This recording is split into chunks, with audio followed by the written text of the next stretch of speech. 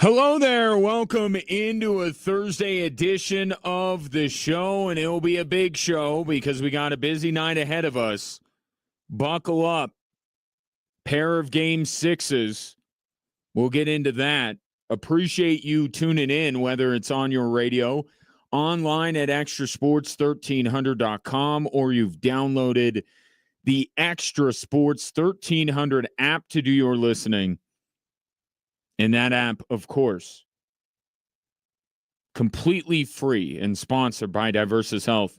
Mental health and well-being for all, a veritable cornucopia of sports topics coming your way over the course of the program, and I'd love to get your thoughts.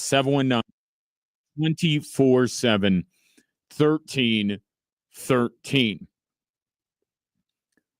Obviously, tonight, the Colorado Avalanche are playing for their season against the Dallas Stars, but some Avs news out of the gate here that does not pertain to tonight's Game 6. And I got to tell you, I'm quite surprised by it. All this week, the NHL has been rolling out their postseason award finalists, and today was, let's be honest, the one that you're waiting for. You knew Cale Makar would be up for the Norris Trophy. That's just going to be every year in perpetuity. The Hart Trophy, the big one, the MVP. Nathan MacKinnon's not one of the three finalists. Let me say that again just to make sure that I didn't misspeak. Nathan MacKinnon, by voters, was not deemed to be one of the, forget whether he is the MVP or not. He wasn't even judged as being worthy of being one of the three most likely MVPs. The three most he wasn't among the three most deserving players in the league. Instead, it will be Leon Draisaitl, Nikita Kucherov, and a fairly rare occurrence, we're getting a goalie in the mix with Connor Hellebuck.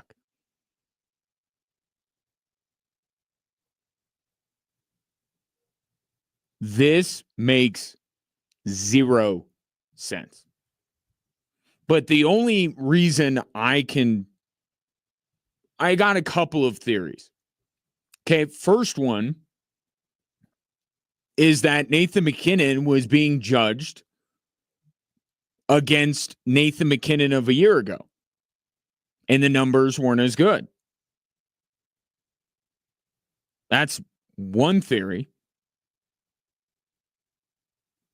Although that's not supposed to be the case. You're not competing against your past self. You're competing against every other player in the league. So I hope that was not the reason why Nathan MacKinnon is not even a finalist for the Hart Trophy. And here's my other theory. That somehow Mikko Rantanen getting traded hurt his chances.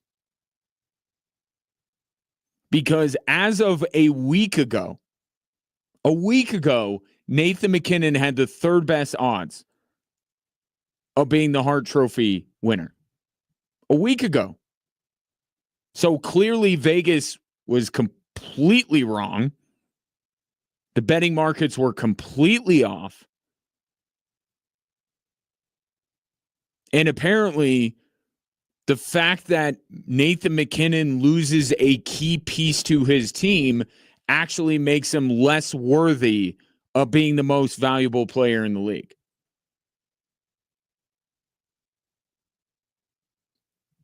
Neither one of those explanations make any sense. Here's what Nathan MacKinnon did this year. He led all forwards in ice time. There was no forward in the NHL that had to be out there more for his team than Nathan MacKinnon. And despite playing so many minutes, He notches points in 69 of 79 games that he plays this year. Early in the season, he has to help carry a team that has arguably the worst goaltending situation in the entire league. And then credit to Chris McFarland, they fixed that, only to then see his most reliable line mate get dealt for the sake of not getting him a better line mate, but by getting more help for everybody not named Nathan MacKinnon, for every line that Nathan MacKinnon is not on. That's what the Mikko Rantanen trade was about. They brought in Brock Nelson not to play with Nathan MacKinnon.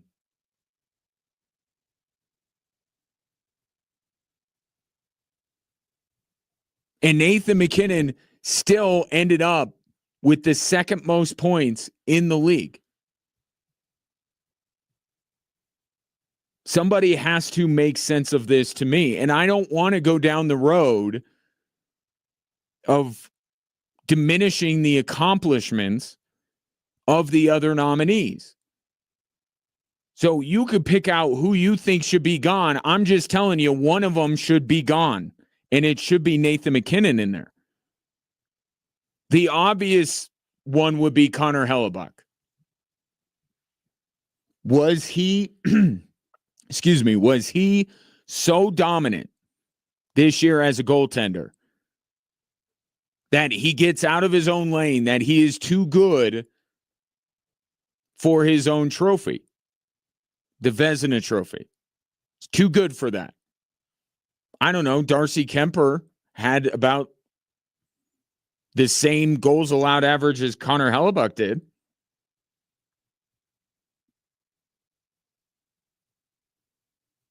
Connor Hellebuck ended up with 2 more shutouts than any other goaltender in the league. I mean, he was great. Don't get me wrong. They should not even announce Vezina Trophy finalists. They should just hand him the trophy. But to me, if you're going to put a goaltender up for the Hart Trophy, then we better be having a historical conversation about how good the goaltender was. I don't even know that if Connor Hellebuck this year is light years better than what the last goaltender that got nominated for the Hart Trophy, Igor Shesterkin, was a few years ago.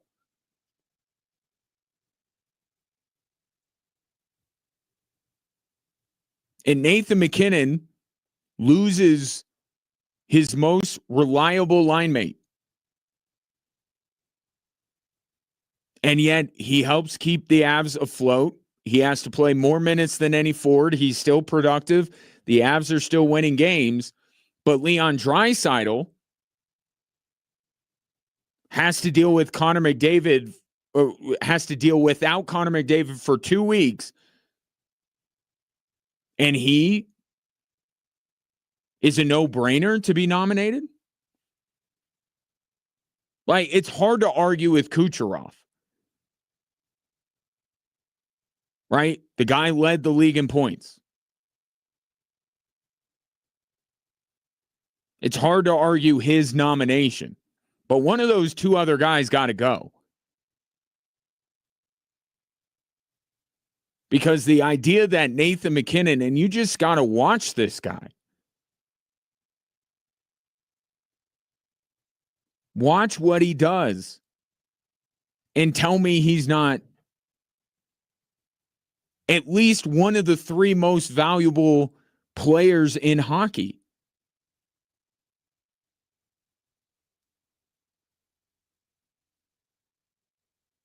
I mean, where was this, Paul Bissonnette talking about, it wasn't that long ago, that it was almost like a foregone conclusion that Nathan MacKinnon was going to win the MVP. The best of Connor Hellebuck was early in the season. So you have an early push by Connor Hellebuck, and he sustained his high level of play, but the most remarkable part about his and the Jets season was very early. They came back down to earth. Kucherov made a late push. Leon Draisaitl was without Connor McDavid for 5 minutes. Like, I'm just trying to figure out what Nathan MacKinnon did to be left out of this mix.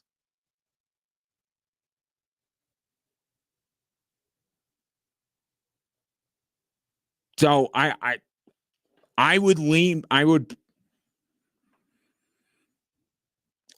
probably say Connor Hellebuck.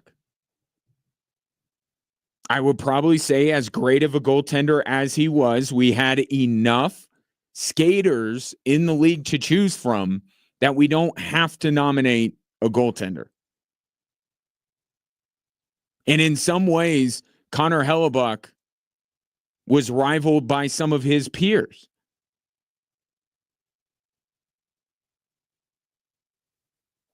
So that seems to me, if it were up to me, and I talked about this yesterday when the Ted Lindsay Award members, and fair is fair. Fair is fair. What did I say yesterday? I was surprised that Cale Makar was nominated or was a finalist. I thought it should have been Kucherov, Draisaitl, and MacKinnon.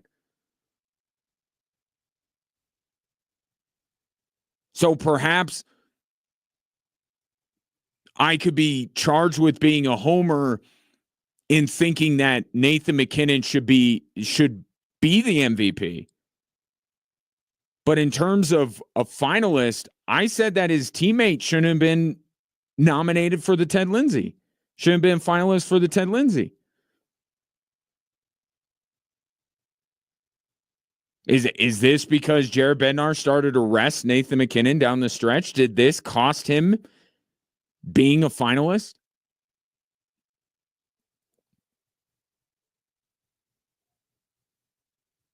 I don't agree with this. I don't agree with it one bit.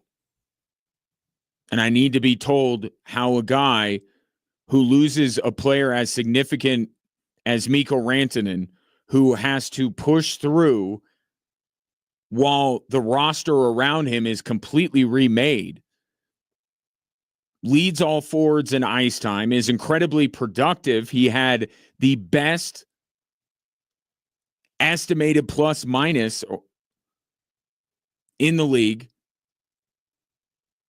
and he was second in scoring. Pretty strong case to at least be a finalist, if not win the award.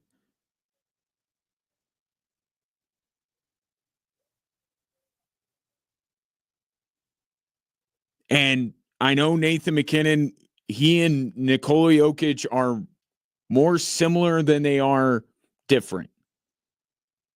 Nathan MacKinnon will say, if he's asked, that he doesn't care. In fact, yesterday he was talking about how Cale Makar should win the Ted Lindsay. So he has that too, but make no mistake about it. Nathan MacKinnon carries a chip on his shoulder.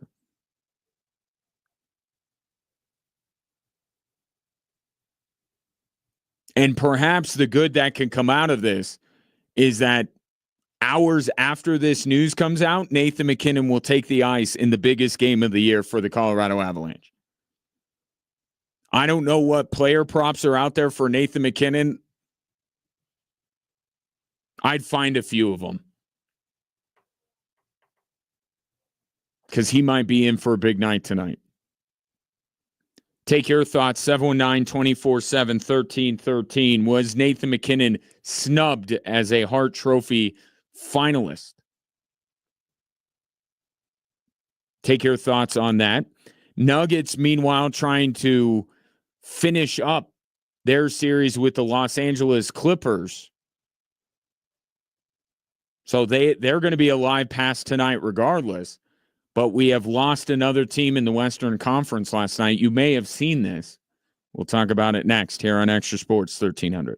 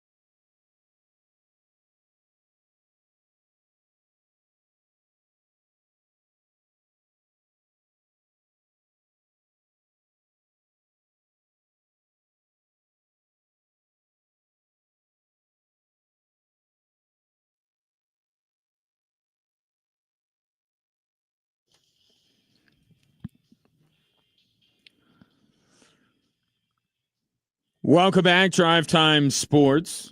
You can always reach out on social media. I am on X at Gingerly Tweets.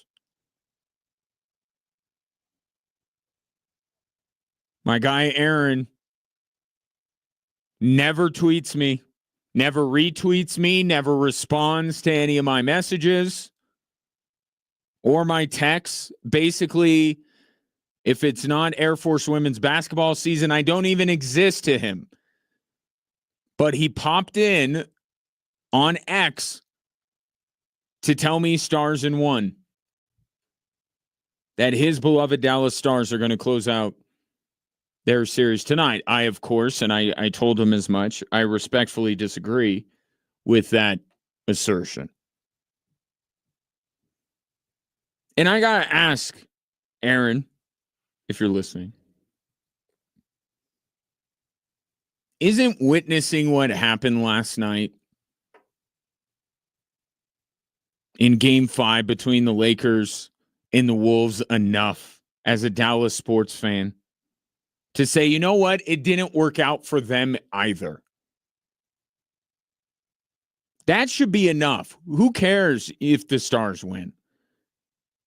Luka being done in the first round and the Lakers not ultimately benefiting at least this first season with Luka, that's got to really be enough. That's really, I mean, take it from the Nuggets fan base. The Lakers' demise, it goes a long way. It's the next best thing to success of the Denver Nuggets around here is Laker failure.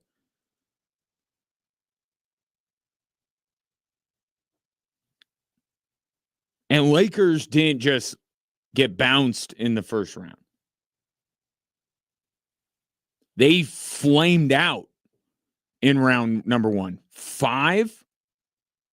Clearly, Shannon Sharp, we couldn't hear the operative word in when he keeps going on with that ridiculous rhyme thing that he does. He was actually saying Lakers get eliminated in 5. Lakers get bounced in 5. We didn't hear that part of it. It sounded like he was picking the Lakers. And well, actually, you hear that? That's the entire national sports media complex with egg on their face. Because not only did they say that the Lakers were going to win this series, they thought that the Lakers would be the biggest threat to Oklahoma City in the West. They weren't even a threat to Minnesota.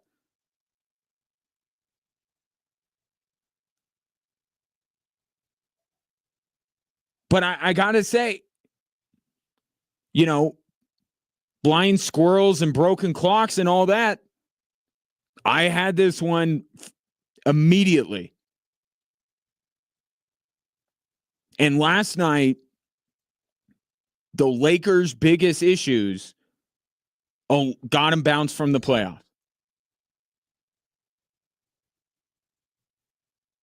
Right? You get Luka. Great. Awesome. And one thing I don't want to hear, like, I'm sorry, Luka's been a bad defensive player this whole time. So people clutching their pearls because Luka is getting attacked on the defensive end, it's like, yeah, I thought that everybody knew that that was part of it. That's why you go out and you get rim protection. That's why you go out and get a big man to play behind Luka to give him some help. No one ever said Luka was a great defensive player. In fact, there might not be a player in the NBA where there is a bigger discrepancy between how good they are on one end of the floor and how bad they are on the other. But I thought in the aggregate it was cool because Luka is still one of the 5 best players on planet Earth.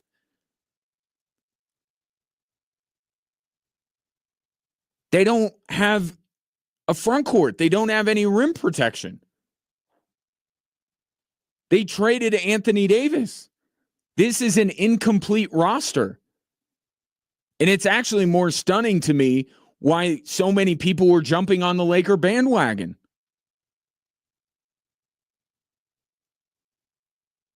I know no one wants to look at what Nico Harrison does and compliment it, but you recall what he did last year in the moves he made that helped Dallas get to the NBA. It wasn't just Kyrie and Luka. They drafted Derek Lively. They brought in PJ Washington. Those were necessary additions to a team where your best player is Luka Doncic. Lakers didn't do that. They had that trade with Charlotte for Mark Williams, and then it was rescinded and the trade deadline was over.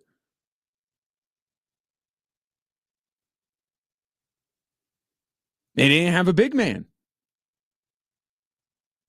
And that's why it was so fitting last night that the player, it wasn't Anthony Edwards. I know the conversation is about Anthony Edwards and what he's done over the last couple of years, knocking off some of the all-time greats.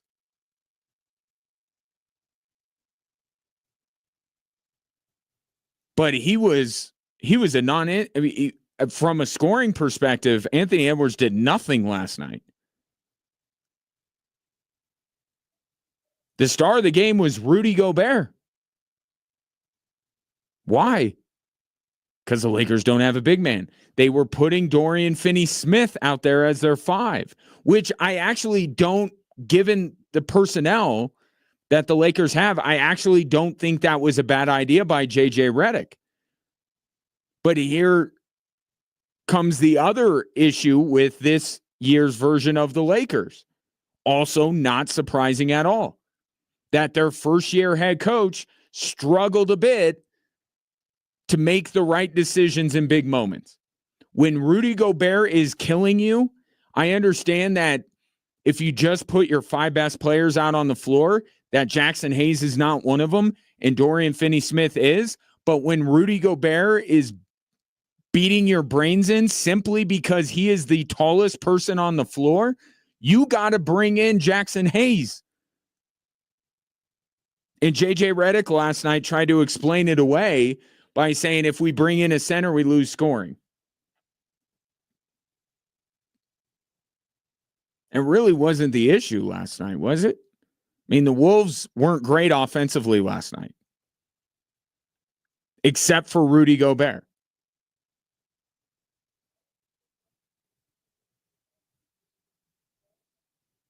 I mean, shocker. Team without a reliable center struggles against a decent center. And also, newsflash, a first-year head coach struggled a bit in his first postseason. And J.J. Redick, before the game, got upset, walked off after the pregame press conference. And I don't like the question that he was asked. It was a loaded question about, do you lean on your assistant coaches more tonight to let you know when someone needs a break? Like, that's kind of insulting. I have not been a huge proponent of J.J. Redick, but the idea that he doesn't talk to his assistants and isn't mindful of what he did in Game 5 to play all his starters the entire second half, like, you think he did that by accident? You think he did that because he lost track of time?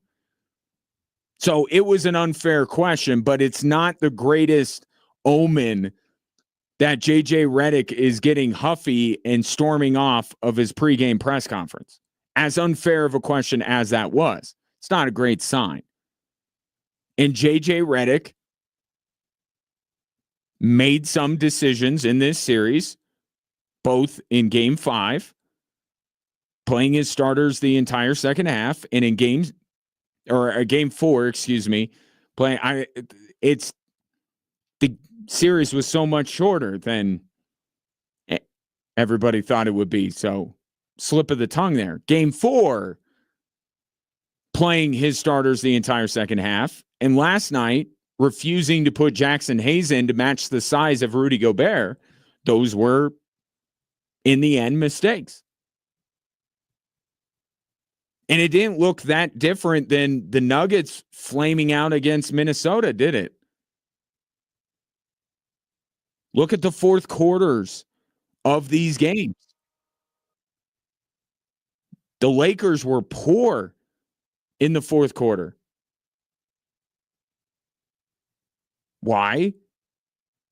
Because the starters, including a 40-year-old LeBron James, were playing the entire second half.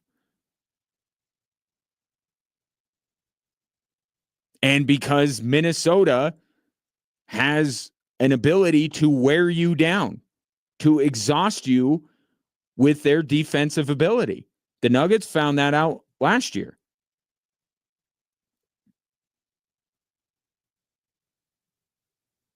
So I didn't expect JJ Redick to be ultimately a better coach than Darvin Ham in year one. Everybody else did. I didn't. That doesn't mean he can't get better from this. He's never coached in his life. Yeah, there's some room for growth.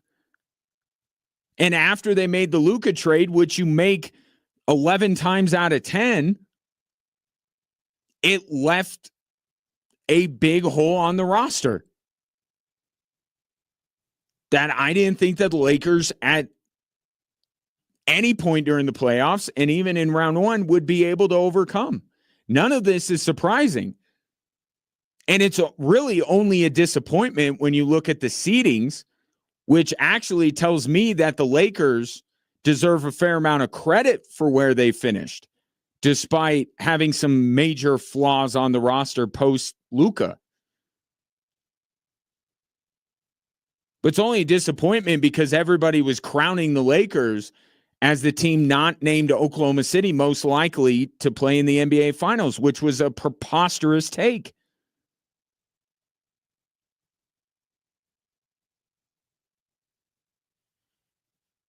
And that's really what it is. You know, if you're a Laker fan, you're wondering, really, do people around here like revel in the demise of the Lakers? It's actually not as much about the Lakers as you might think. It's about the media elite, if you will, that finds every single reason to crown them. They will go in with a microscope and find the tiniest thing for any other team in the NBA to pick apart and say, well, they're not a true contender because of this little thing over here. And the Lakers have a glaring hole on their roster and a first-year head coach that's never been even an assistant in the NBA, and they're like, no, it's cool. They'll go to Western Conference Finals. Incredibly disrespectful to who the Minnesota Timberwolves are. None of this is surprising. It's just a matter of what happens after this. And what has to happen after this for the Los Angeles Lakers is that Rob Pelinka has got to do his own job and has got to stop relying on other people to do it for him. And I know I'm saying this in a season where Nico Harrison handed him Luka Doncic. But at some point, Rob Pelinka is going to have to go out and make good basketball decisions to salvage the end of LeBron James's NBA career. He can't just rely on LeBron wanting to make movies in Hollywood. He can't rely on Rich Paul to bring him all the talent that he needs, and he can't rely on opposing general managers calling him out of the blue with the most asinine trade offer in the history of sport. It's always been the roster. Like, people blame Frank Vogel and they blame Darvin Ham. It's actually quite remarkable that it keeps getting pinned on the head coach of the Los Angeles Lakers when clearly there are flaws since that team won a title in the bubble in 2020. Their roster has gotten worse. And LeBron has gotten older. Still amazing at 40 years old, but he's not what he was in 2020. And they look for all these scapegoats except Rob Pelinka. When he hasn't there isn't a single significant addition to the Los Angeles Lakers that he has made that wasn't done by somebody else. So this offseason is about Rob Pelinka, and he said it today that their top priority is finding a big man. Okay, well, you tried to do that before the trade deadline and you failed. So I'm very interested to see if you can actually pull this off and whether you could pull it off on your own and not have Rich Paul or a terrible general manager somewhere else in the league just handing you star players.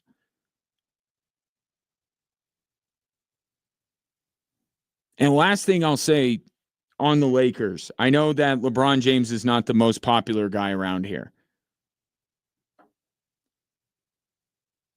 But the career he has had and what he has accomplished, the guy deserves to be sent out with more than a first-round exit.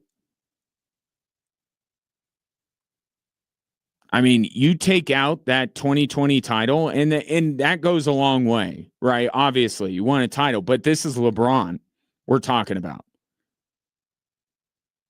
This is arguably the greatest player in the history of basketball.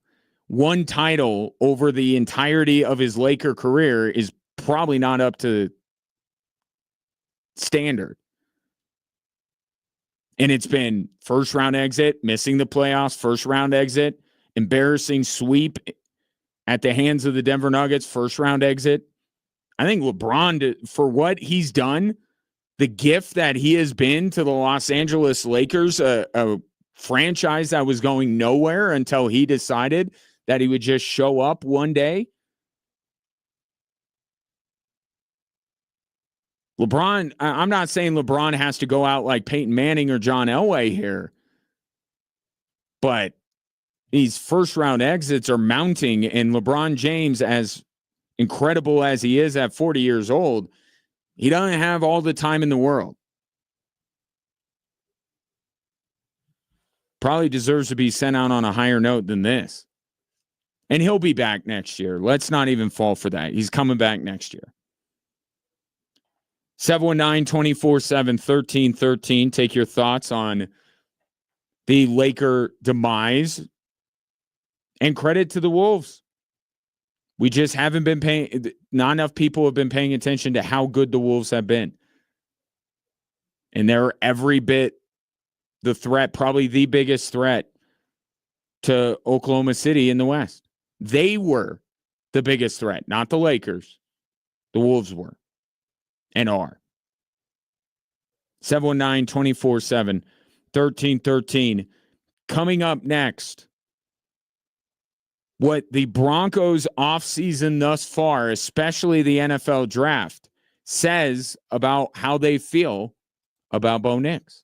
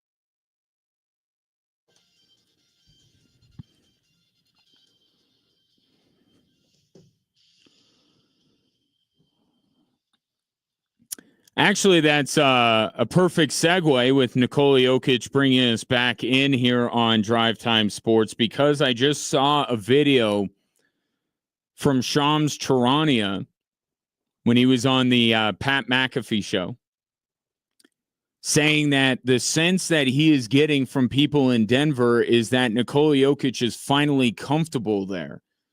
And what does he mean by that? Comfortable to speak up. And we have certainly seen a very vocal Nikola Jokic over the course of this series with the Clippers.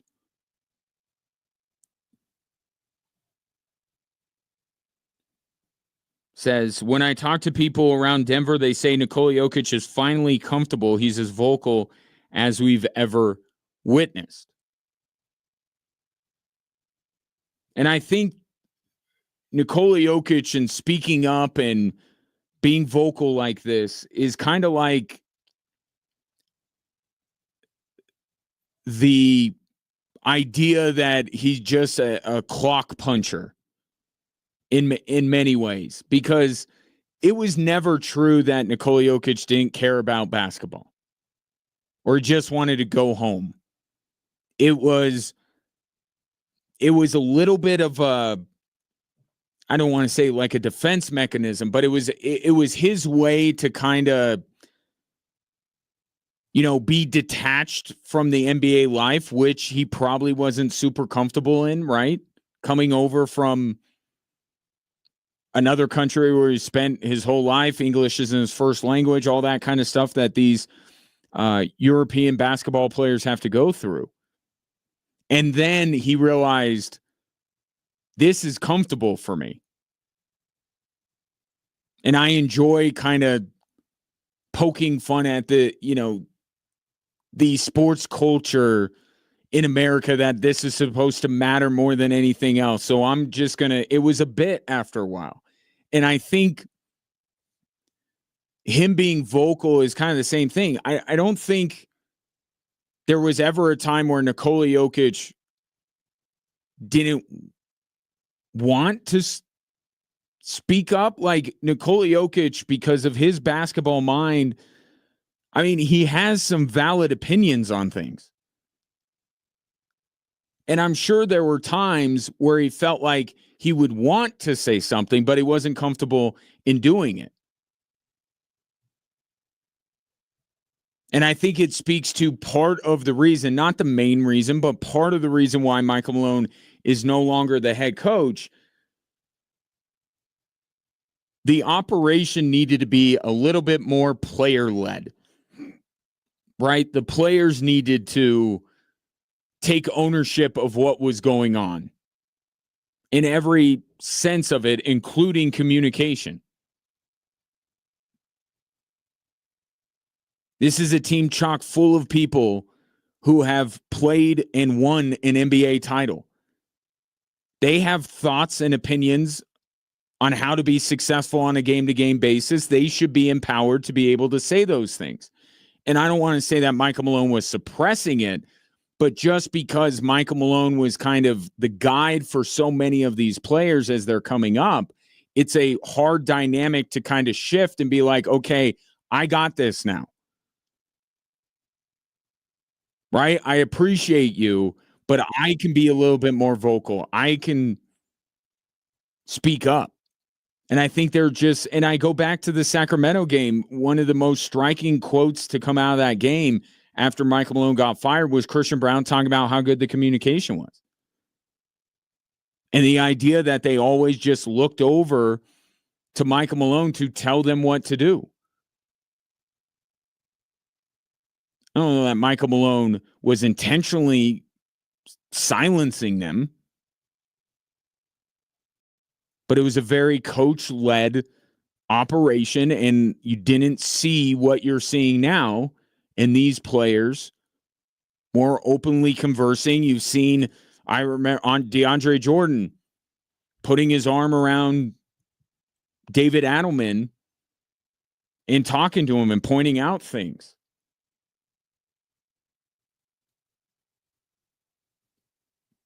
They're comfortable in doing that. And Nikola Jokic, obviously the most glaring example of it because of just how animated he gets when he's sharing his opinion. And I just think, if anything, the takeaway is that it was probably time. Okay, you don't have to tear down Michael Malone or talk bad about him or anything to just, it happens. There needed to be a change in leadership, not just the person who's in charge, but the ability for a new era, if you will, where the Nuggets are more emboldened and empowered to kind of take control of what they do. And we hear it all the time in every sport. They just needed a new voice. Well, in this case, the voice that the Nuggets maybe needed was their own. And because Michael Malone was so instrumental in bringing them to a title and the developments of each and every one of these individual players to become championship level players, it's working, right? Everything is working. There's all this positive momentum. Why rock the boat? We've looked to Michael Malone in the past. We'll continue to look for him. It's gotten us this far until it doesn't.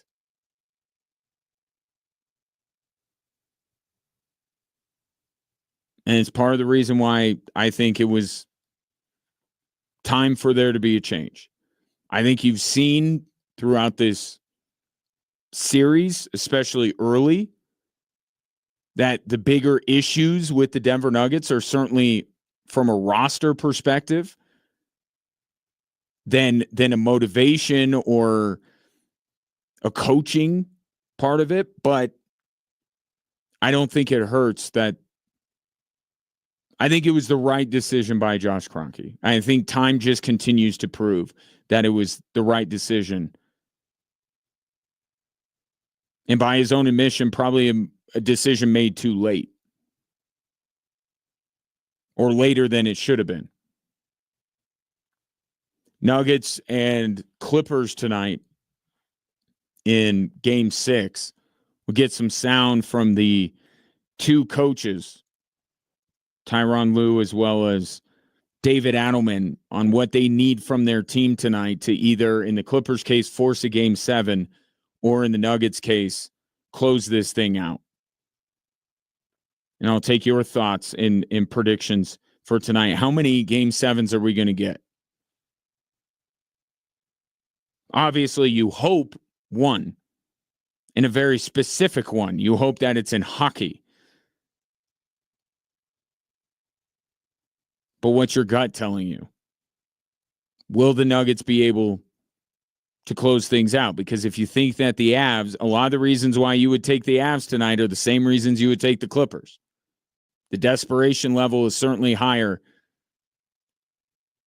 and on the Clippers and Avs side, and both of those teams are at home. So I'll take your thoughts on that. 719-247-1313. Coming up next, let's actually talk about Avs Stars. Game 6. You'll hear from Jared Bednar on what he expects to see from his team tonight, what he has seen this morning at morning skate, and everyone's talking about one player in particular for the Colorado Avalanche that needs to step up. And while I don't disagree with that sentiment, I think there's another player that we need to be talking about that needs to make an impact tonight if the Avalanche are going to continue their season beyond tonight. That's next here on Extra Sports 1300.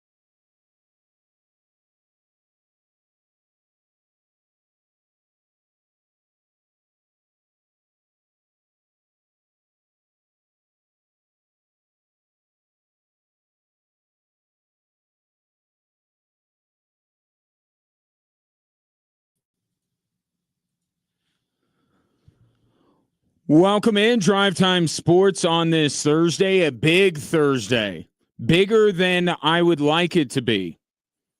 Because again, we have to figure out a way to navigate two games at the same time.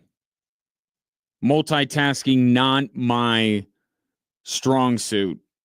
And I got to say, the experience was not great the last time in these series where the Avs and the Nuggets were playing simultaneously. Which game you more focused on? I think if all things are equal, then it's got to be Avs Stars, right?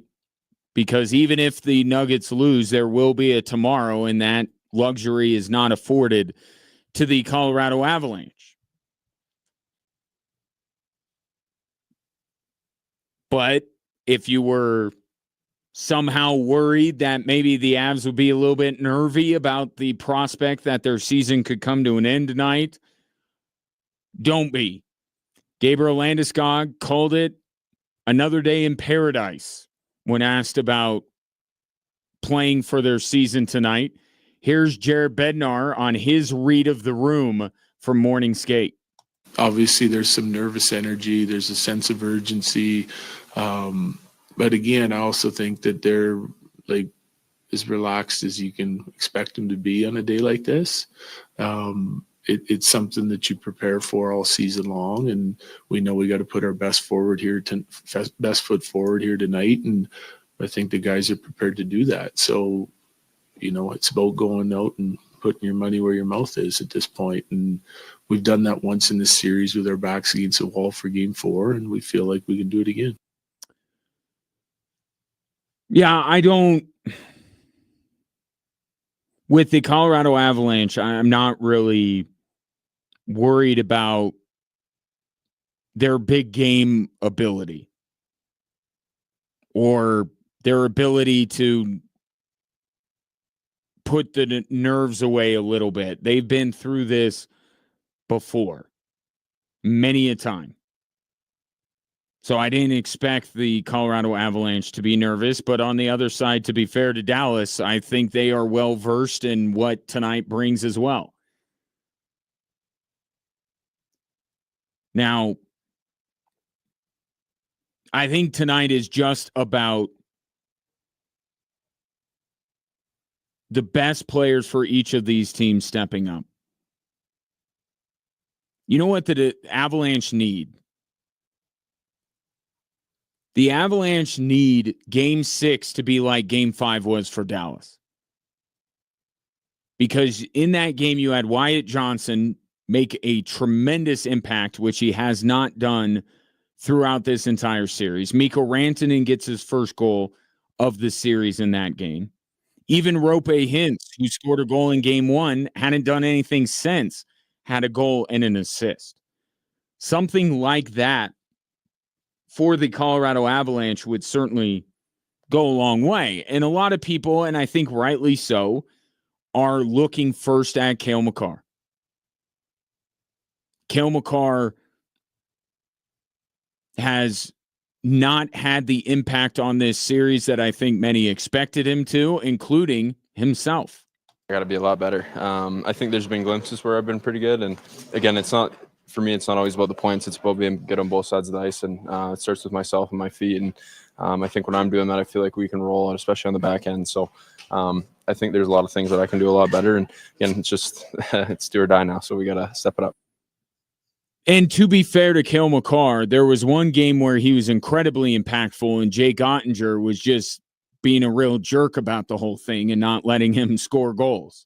But overall, he has been very ineffective, and I think what Cale Makar talks about there is very important. He is nominated for the Norris Trophy. And while we value offense from a defenseman more and more, and all three of these finalists certainly exemplify that with Quinn Hughes and Cale Makar and Zach Werenski, they do also have to do the other thing. And I think when you look at Cale Makar and his struggles in this series, let's not forget that defensively, he hasn't played at the level that he needs to. I would actually argue both he and Devon Toews haven't. But when you're a defenseman in the mold of Cale Makar,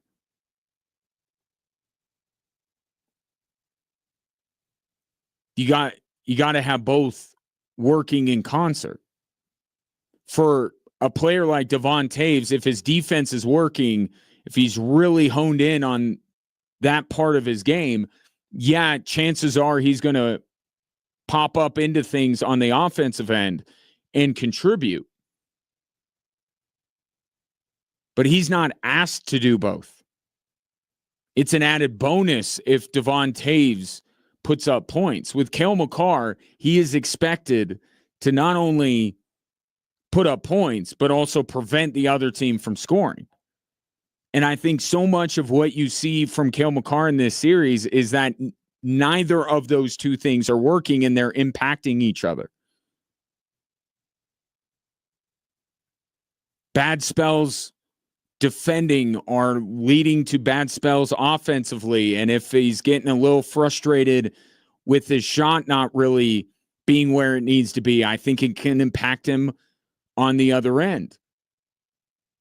And yesterday I had Gavin Spittle from 105.3 The Fan in Dallas talking about a key for Dallas was getting out of their defensive zone very quickly. Well, somebody that has something to say about that is Cale Makar when he's on the ice.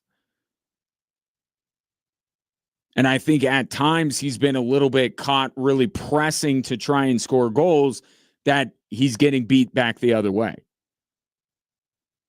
So if you see one part of Cale's game or the other early on tonight working, then I think you can expect the other to follow. If Cale finds the back of the net early, I think that will help him settle into his defensive game.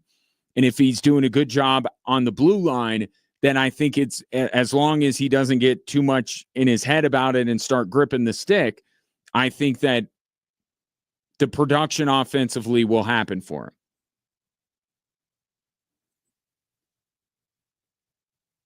And I would certainly join everyone else in saying that he's the first guy I look at.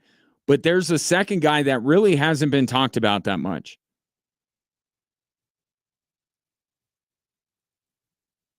Valeri Nichushkin, I think, is another player tonight that I think needs to make an impact. As it's been well documented, he hasn't been able to be with the team for their last couple of game sixes. And part of the belief in this Avalanche team is that they would have Valeri Nichushkin in these series that are all expected to go pretty long. And I don't think he has been nearly as impactful as he should be. And you want to talk about gripping the stick. Valeri Nichushkin lately has been gripping his stick and then smashing it against something. He broke his stick intentionally in Game 5, and this morning it's being reported that during morning skate, Valeri Nichushkin broke another stick. Jared Bednar was asked if he likes that kind of passion from his large Russian winger. I don't love seeing it because it means that he's, not happy with the way he's playing, right? When you're playing real well, you're not breaking sticks and stuff. I do know that he holds himself to a very high standard of play. Like we talked about with Cale the other day, he's no different. He expects to do well, works extremely hard to do well. And he's had a couple games in this series that haven't been great.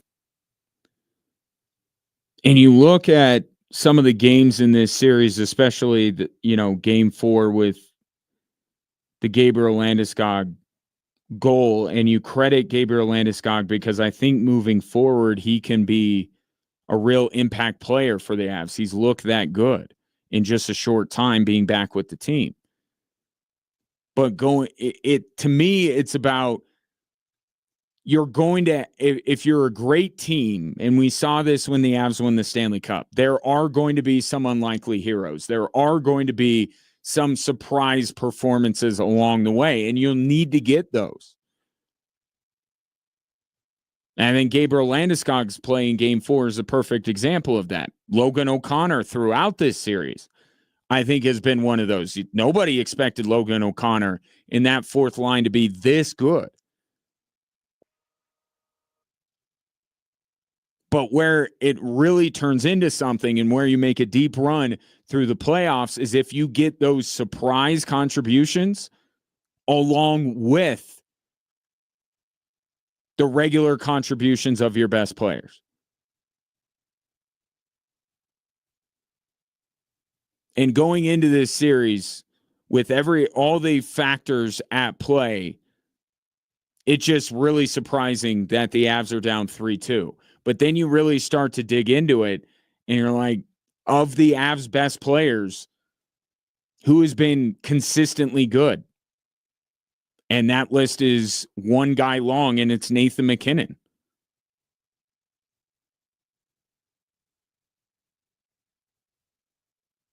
So I think it goes a long way tonight, and for a potential Game 7 in the playoffs moving forward, if the Avs survive this series, that the Cale Makars and Valeri Nichushkins, it's not just this series, it's every series that the Avs are going to play in these playoffs, that those guys have to be contributing on a nightly basis.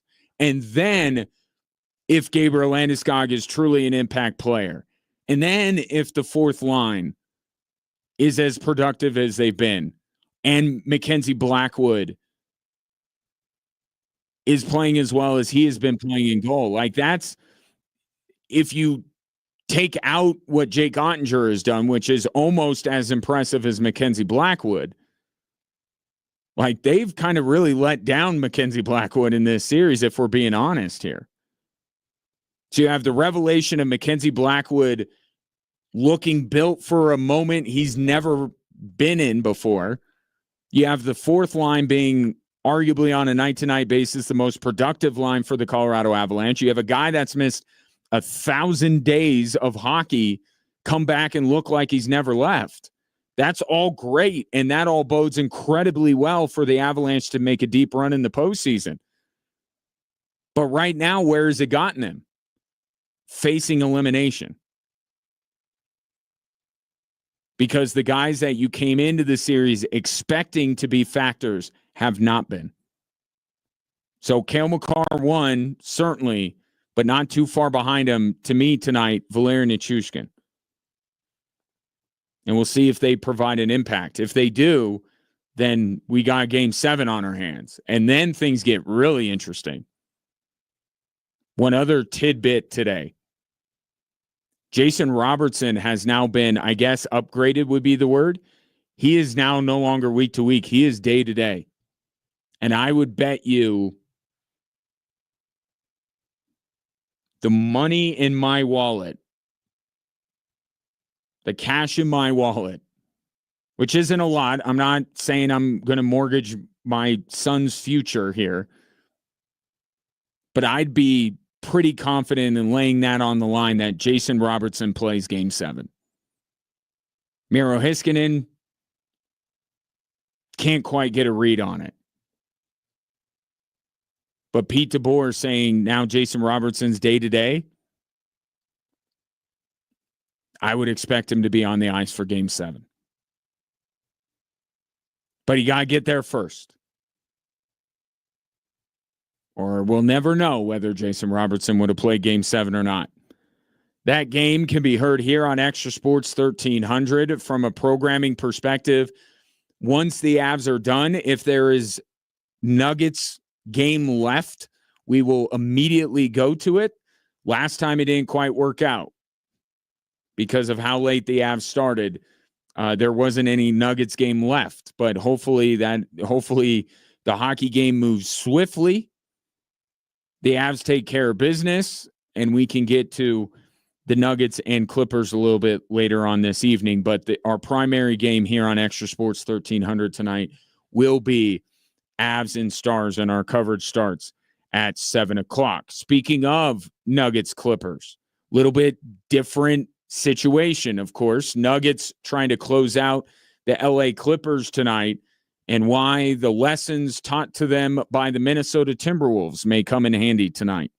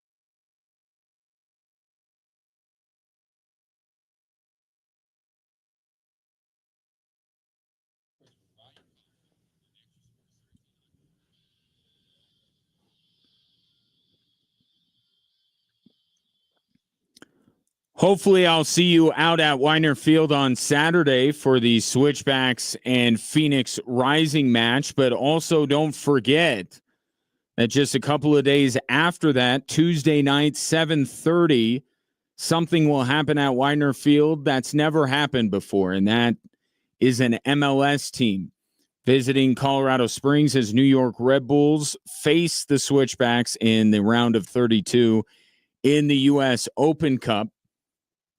And I want to ensure that you will be there by giving you tickets.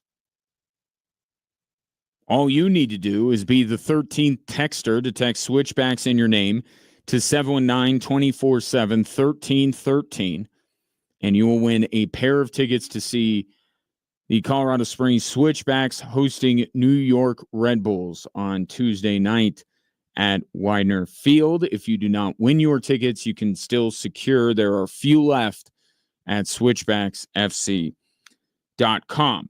So, talked a little bit about Avs Stars Game 6. How about Nuggets Clippers Game 6?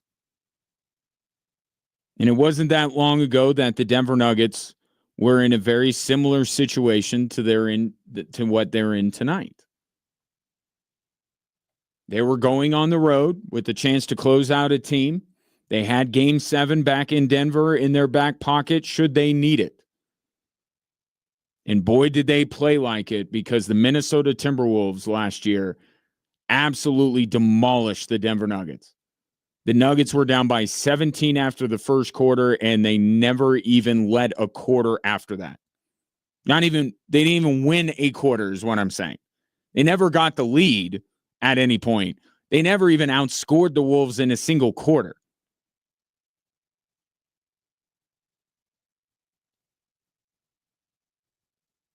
And if it wasn't on the Nuggets' mind how last year's Game 6 against the Wolves went, it was certainly brought up repeatedly in the scrum out following the Nuggets' Game 5 win. But I think a lot of the adjustments and things that need to happen tonight, to be fair, fall on the Clippers. I think they need to have a much better effort than they did in Game 5. I think James Harden, as much as I don't believe he's capable of this, he's got to show something. I think the biggest thing for the Clippers is they got to look to Kawhi and say, hey, man, you got another game like you had earlier in this series in you? Because we need it. So a lot of the adjustments and what needs to change is on the Clippers side.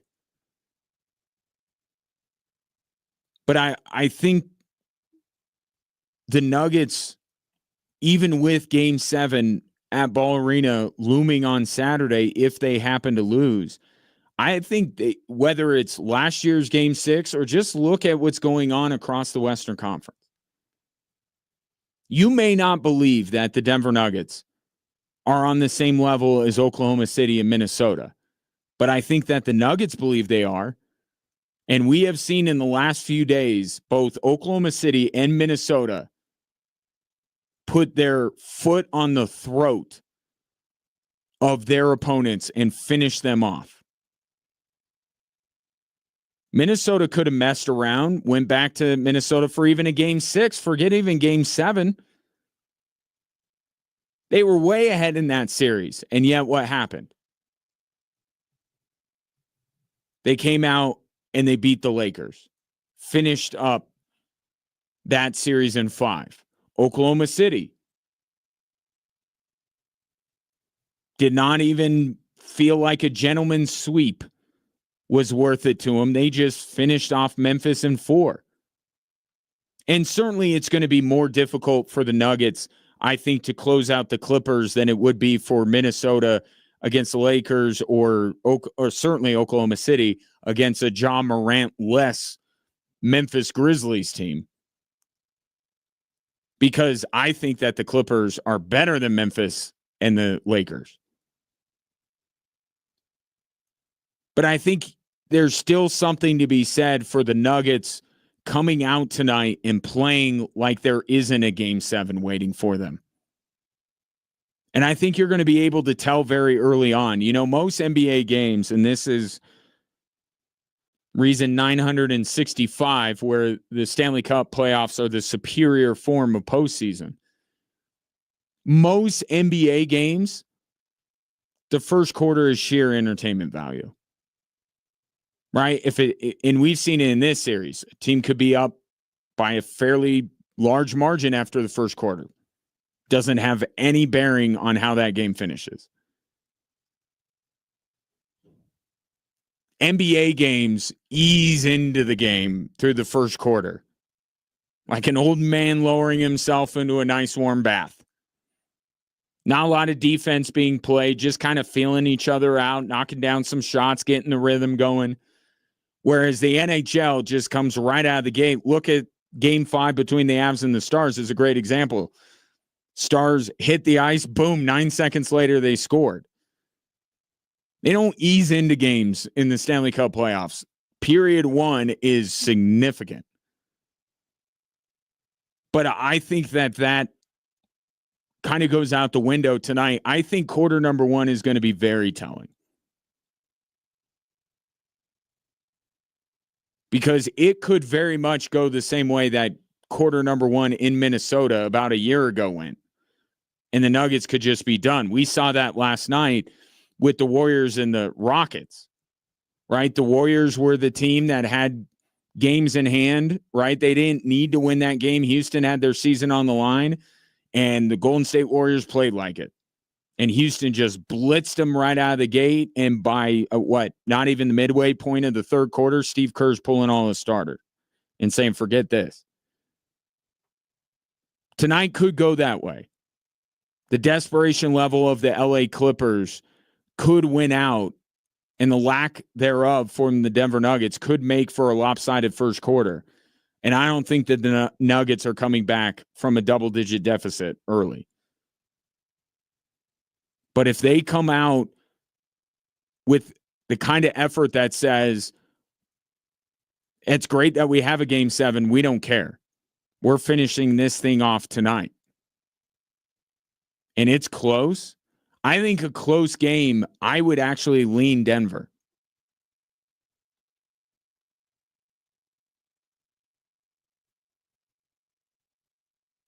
But it could very well just be a walkover by the Clippers.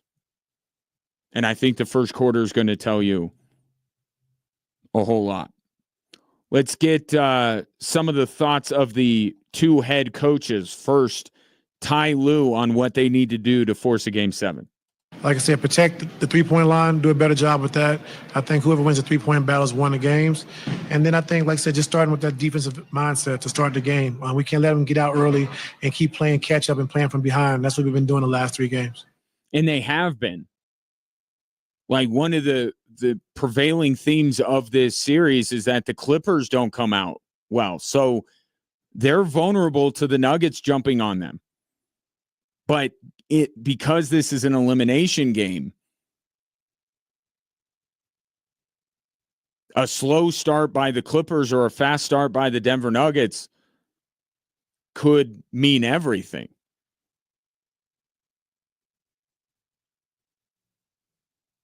But to Tyronn Lue's point about the three-point line, and he is correct, in the team winning the three-point battle wins the game. I think one thing above all others that I don't know that you can expect tonight if you're a Nuggets fan is the Nuggets shooting over 50% from 3. A lot of that was Jamal Murray.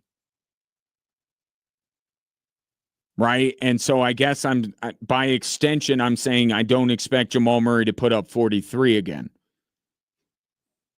But I'm just saying in general, I don't expect the Nuggets to be able to shoot over 50%.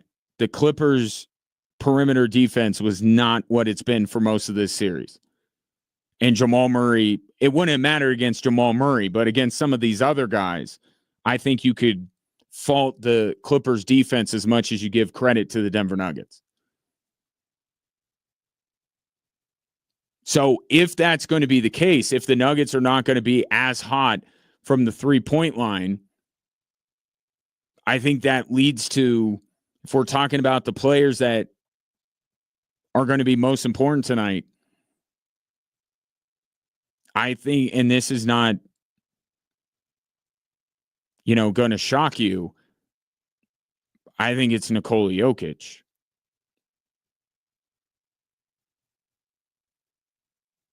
Right? If they're not hitting threes, they need to attack the rim. They need to get inside and score buckets. And the best person to do that is Nikola Jokic.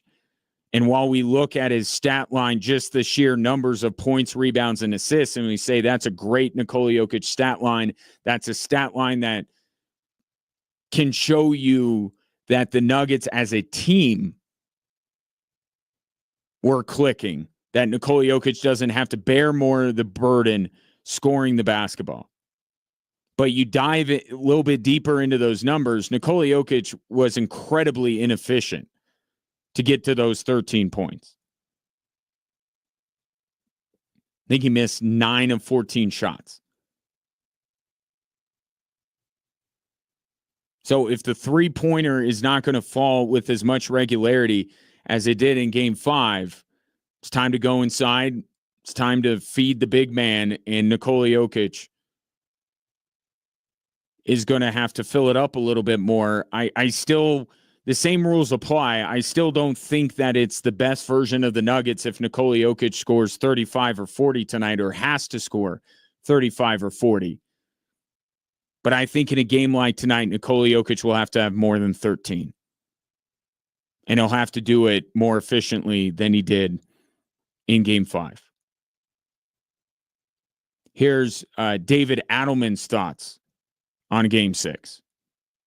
Cool to see the trend of, losing a really tough Game 2, getting embarrassed in Game 3, absolutely bringing it in Game 4, and then really almost, losing it in the fourth quarter.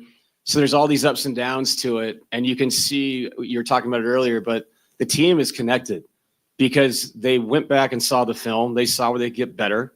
And that's what you have to do. You have to have extreme honesty in these playoff series because the next game is going to be its own thing. And all you can control is how you can get better, just a little bit better, competitively, schematically, and stay together and give yourself the best opportunity to win a fourth game.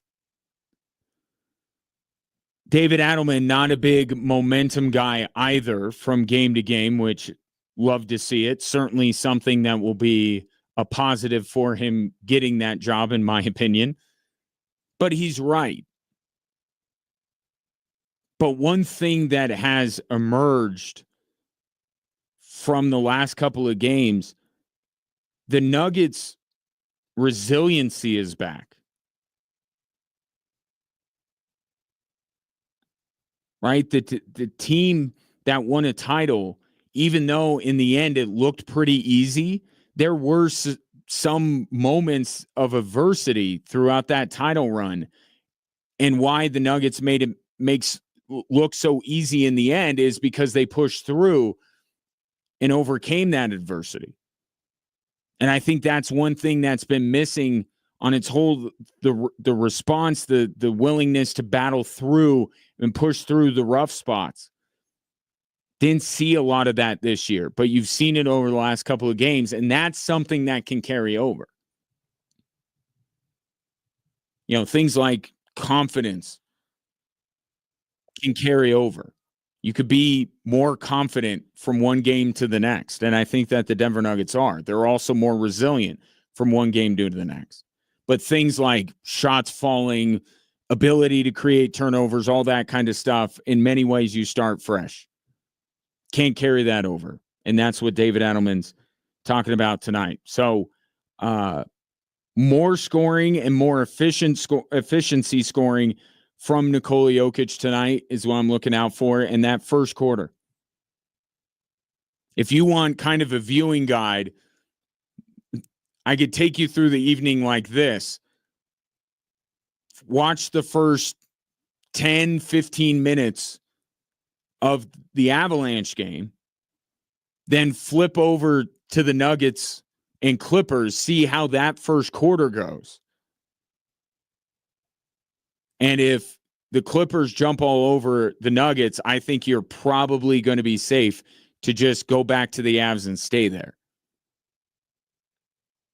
If the Nuggets come out strong in the first quarter, like they have every game of the series, so it's a reasonable expectation. But if they do it again without the desperation level being higher on their side, then things get really interesting. Then I don't know what to tell you. Then you got to make a decision on what game you're going to stick with. But I think early in the Nuggets-Clippers game is going to certainly show us what to expect the rest of the game. 719-247-1313. Will we get one Game 7 on Saturday, 2 Game 7s, or 0 Game 7s? I'll take your thoughts as we continue on this Thursday here on Extra Sports 1300.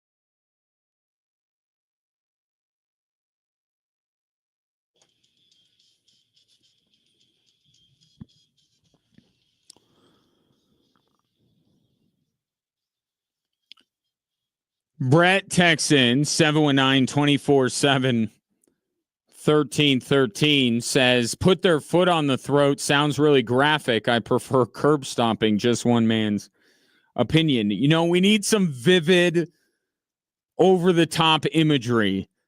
It's game 6. It's a Catalina wine mixer. It's time to be a little bit needlessly graphic in the description with the metaphors, aggressive with the metaphors. It's game 6, man. Do or die. There's another one. It's going to be a war. We all use them from time to time.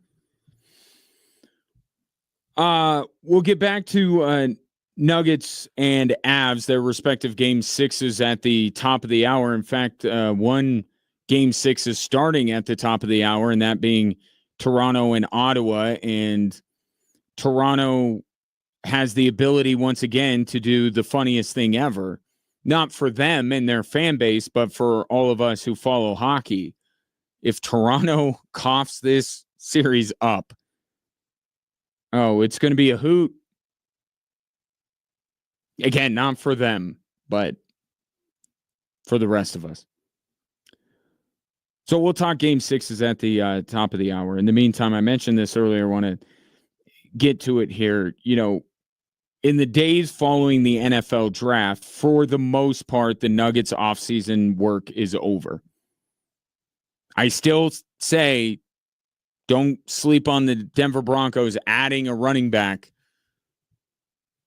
There's still some available either via trade or via free agency. I would not be shocked if the Broncos pick up one more before they get to the bulk of their offseason program. And there's been a lot of conversation about how good the Broncos draft was and taking the offseason in its totality. And I think you could say that the Denver Broncos overall had a great offseason. Right? And that's without me loving what they did rounds 2 through 7 during the draft. I still think that they had a great offseason and shored up some areas that need to be shored up. There's some risk, right, with their big free agent acquisitions, whether it's Hufanga, whether it's Greenlaw, whether it's Evan Ingram. There's no guarantee that those guys, there's a reason why they were available, and the reason is health. So you have to take that into account. I still think that the Broncos made the right choices to go get those players.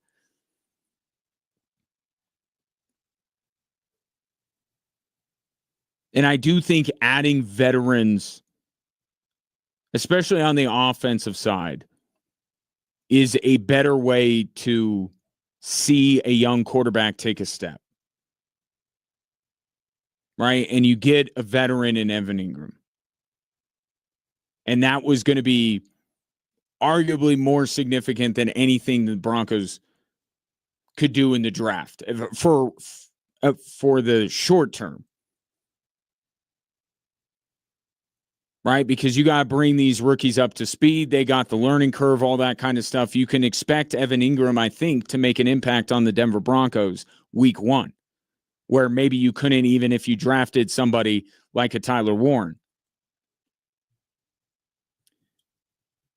But like I said, I really liked what they did in free agency. I love what they did day 1 of the NFL draft. Wasn't a huge fan of what they did after that. But I do think it says something, especially when you juxtapose it with some other teams that are in a similar spot in terms of a quarterback entering year 2.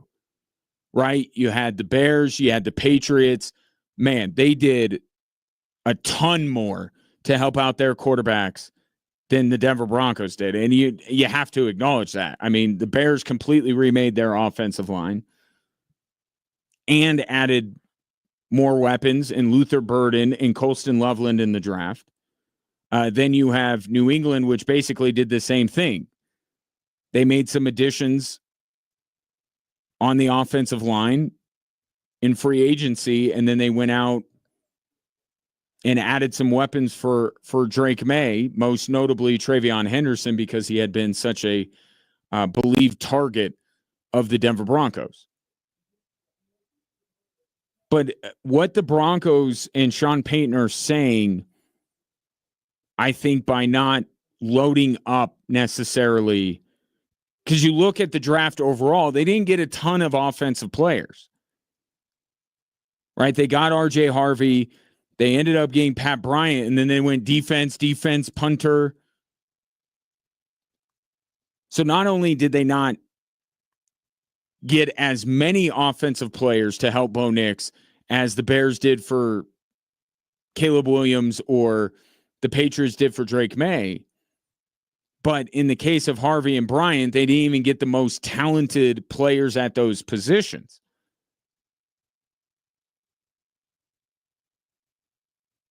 So they didn't get Bo Nix as much help as some of these other teams did.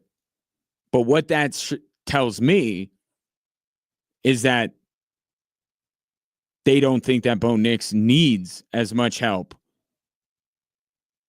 as maybe you or I think he does. You know, a lot of this has been framed through the idea that, no, the wide receiving core is better than you think, and the running back room is better than you think. I actually think it's more that we don't have to load up. And I think there's a difference. I don't believe that Sean Payton thinks that his wide receiver room would rival the best in the NFL.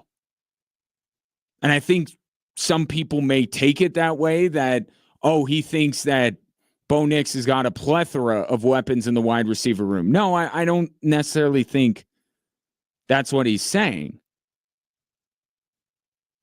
I think what he's saying is there's enough. And to me, that is more a vote of confidence in Bo Nix than maybe even it is the receivers in that room. Say, well, we'll get one more with a very specific skill set in Pat Bryant.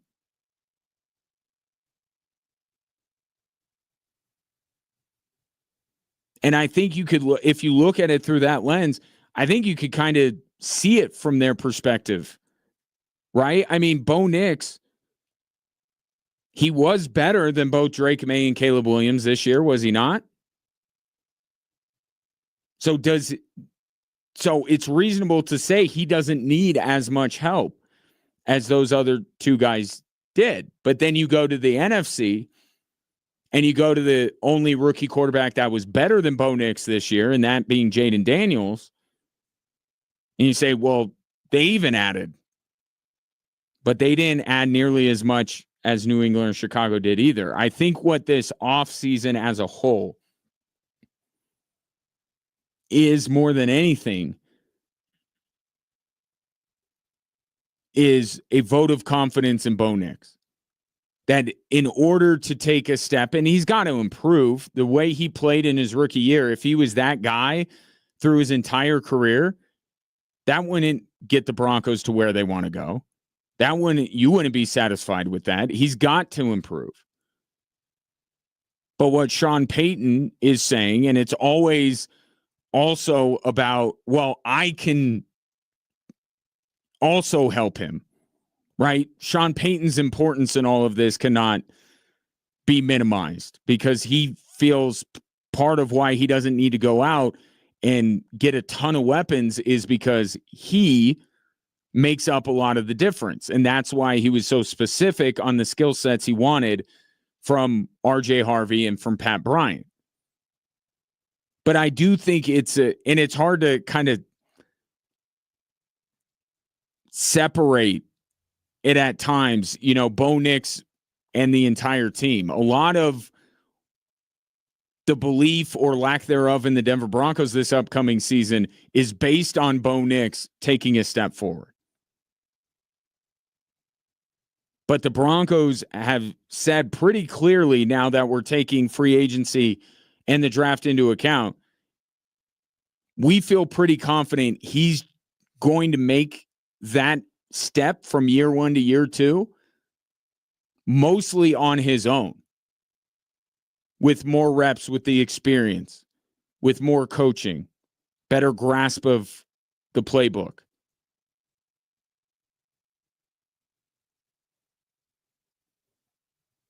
And we'll see this upcoming season whether that's true or whether we are looking at it and saying Bo Nix could have used more help. I'm a believer in Sean Payton. And I think that they have exactly what they are looking for from that position when it comes to Evan Ingram. But I was of the mind that the Broncos needed a little bit more help for Bo Nix than they ended up bringing in. But this is the Broncos saying, no, he'll be good. He'll take that step forward. We'll find out in a few months, won't we? 719-247-1313 is the number if you want to give your thoughts. Brett giving more of his thoughts, saying, I am most happy about the Broncos drafting a new Patrick Mahomes pass catcher, of course, referring to Jahdae Barron. No, it was funny the first time. Still a little bit funny. No, it's good. Like, I get it.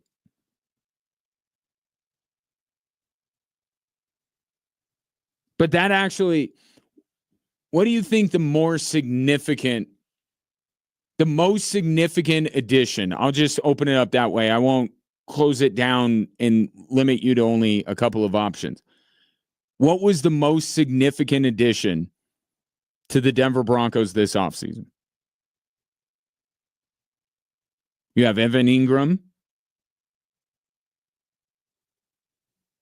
You have Hufanga. You have Dre Greenlaw. You have Jahdae Barron. You have any of the other draft picks like a RJ Harvey. I think a lot of people would say RJ Harvey.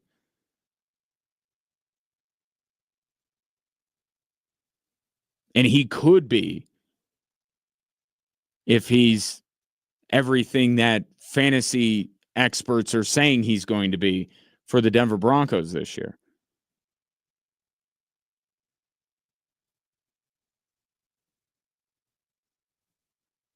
I mean, I would still go Evan Ingram.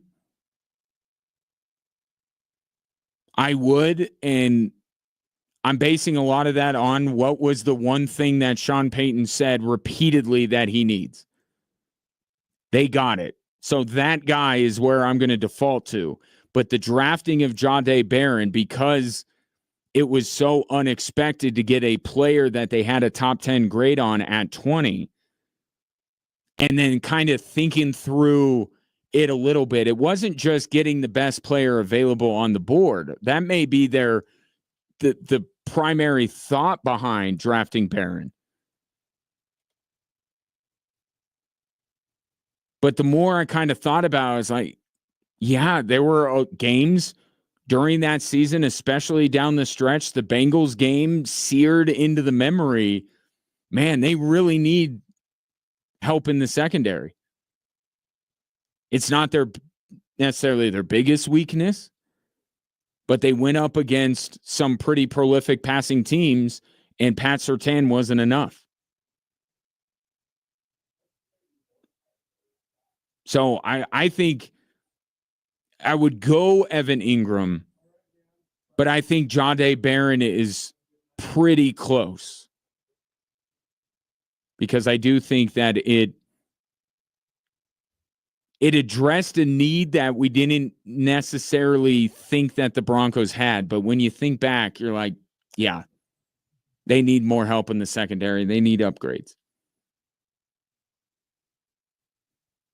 719-247-1313. Is it the Bo Nix pass catcher that's the most significant addition this offseason, or is it, as Brett says, the Patrick Mahomes pass catcher that is the most significant addition to the Broncos this offseason? And I reserve the right, if the Broncos trade for Breece Hall, for him to be the new number one. 719-247-1313. The three stories that are driving the show coming up next.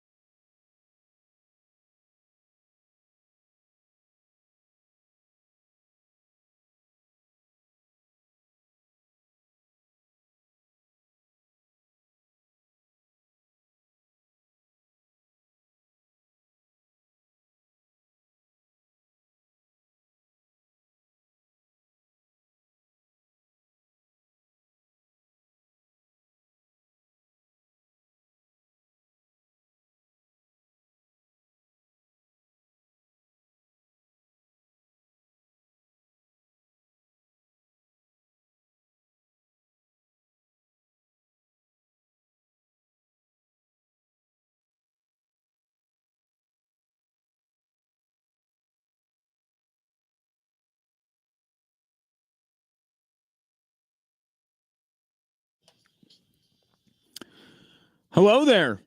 Welcome in. Drive Time Sports on a Thursday. Ryan Kaufman with you. Pleasure to have you, whether you're listening to the show or listening and watching to the show, because you could do that on our social media platforms at XTRA Sports 1300. The night's action in the NHL is beginning, which reminds me I need to flip over to Max and see what the Leafs have in store for us. I cannot believe that they're going to do this again. And against the Senators of all teams.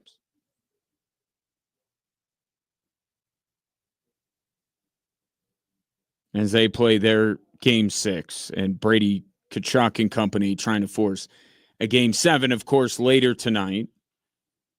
There is a Game 6 that matters a little bit more around these parts, and that is this story that is leading off what's driving the show.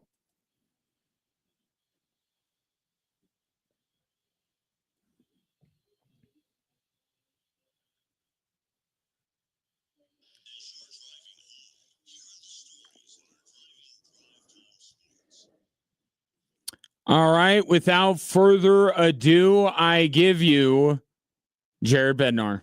It's something that you prepare for all season long, and we know we got to put our best foot forward here tonight, and I think the guys are prepared to do that. So, it's about going out and putting your money where your mouth is at this point, and we've done that once in this series with our backs against the wall for Game 4, and we feel like we can do it again. Game 6, win or stay home, because the Avs are already home. But they got to win tonight if they want to force a Game 7 in Dallas on Saturday. And we've gone through this before with this hockey team. Many of the parts are the same. Some are different. But when I look at what has to happen for the Avalanche to force a Game 7, I pretty much just look at what happened in Game 5 for the Stars. Look at the players that had been not really factors that all of a sudden popped up and provided significant contributions. Wyatt Johnston immediately comes to mind. Mikko Rantanen had his first goal. Even Roope Hintz had his best game statistically of the series. He also had his best game of the series in terms of hitting Nathan McKinnon in the head with his stick. I mean, it all counts, right? I think the Avs need to have one of these games. This series so far, and I think it's part of the reason why the Avs are actually down 3-2, as surprising as that may be to a lot of people. We have the Mackenzie Blackwood story and the way he's played for much of this series, not so much Game 5. He's got to bounce back, certainly. But Mackenzie Blackwood being the best goalie in the NHL playoffs, in the Stanley Cup playoffs. He was that before Game 5. The fourth line, led by Logan O'Connor, being the best line in the series. Gabriel Landeskog immediately becoming a factor after missing over 1,000 days. These are great stories. And these are the types of contributions that you don't necessarily expect. You need it if you're going to make a Stanley Cup run. So that's been probably the most positive aspect of this series so far. But really, what's going to get you there more than anything else are the players that you expect to contribute on a game-to-game basis. And most people are looking at Cale Makar, and I think for good reason. Cale Makar is a -3. He hasn't impacted the game on either end of the ice, I think, the way that you would expect him to. And I think that one plays into the other, and Cale Makar talked about it. He's got to be good on both ends of the ice. And I think we're seeing his struggles offensively affect him defensively and vice versa. So, yeah, at the top of my list in terms of what guys would satisfy that, yeah, that would be Cale Makar. But let's not forget Valeri Nichushkin here. Let's not forget that the buildup to this season, which we fully expected to end in the postseason, was about, are they going to have Valeri Nichushkin? Because if they do, then they'll be good. Well, he's there. He's present. He's pretty good in game 4, but so was everybody in an Avalanche sweater. If you say Cale Makar is the person you're looking to first and foremost to get right tonight, I'm with you. But Valeri Nichushkin's right behind him. They haven't had him for their last couple of game 6s.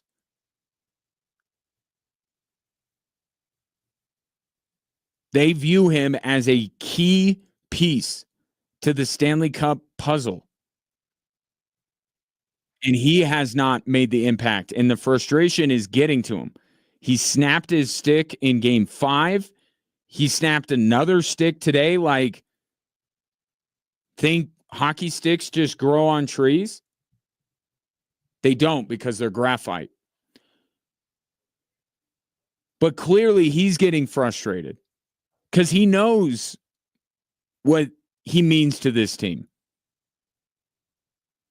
And there's some part of him that I do think wants to repay his teammates and the organization for sticking by him.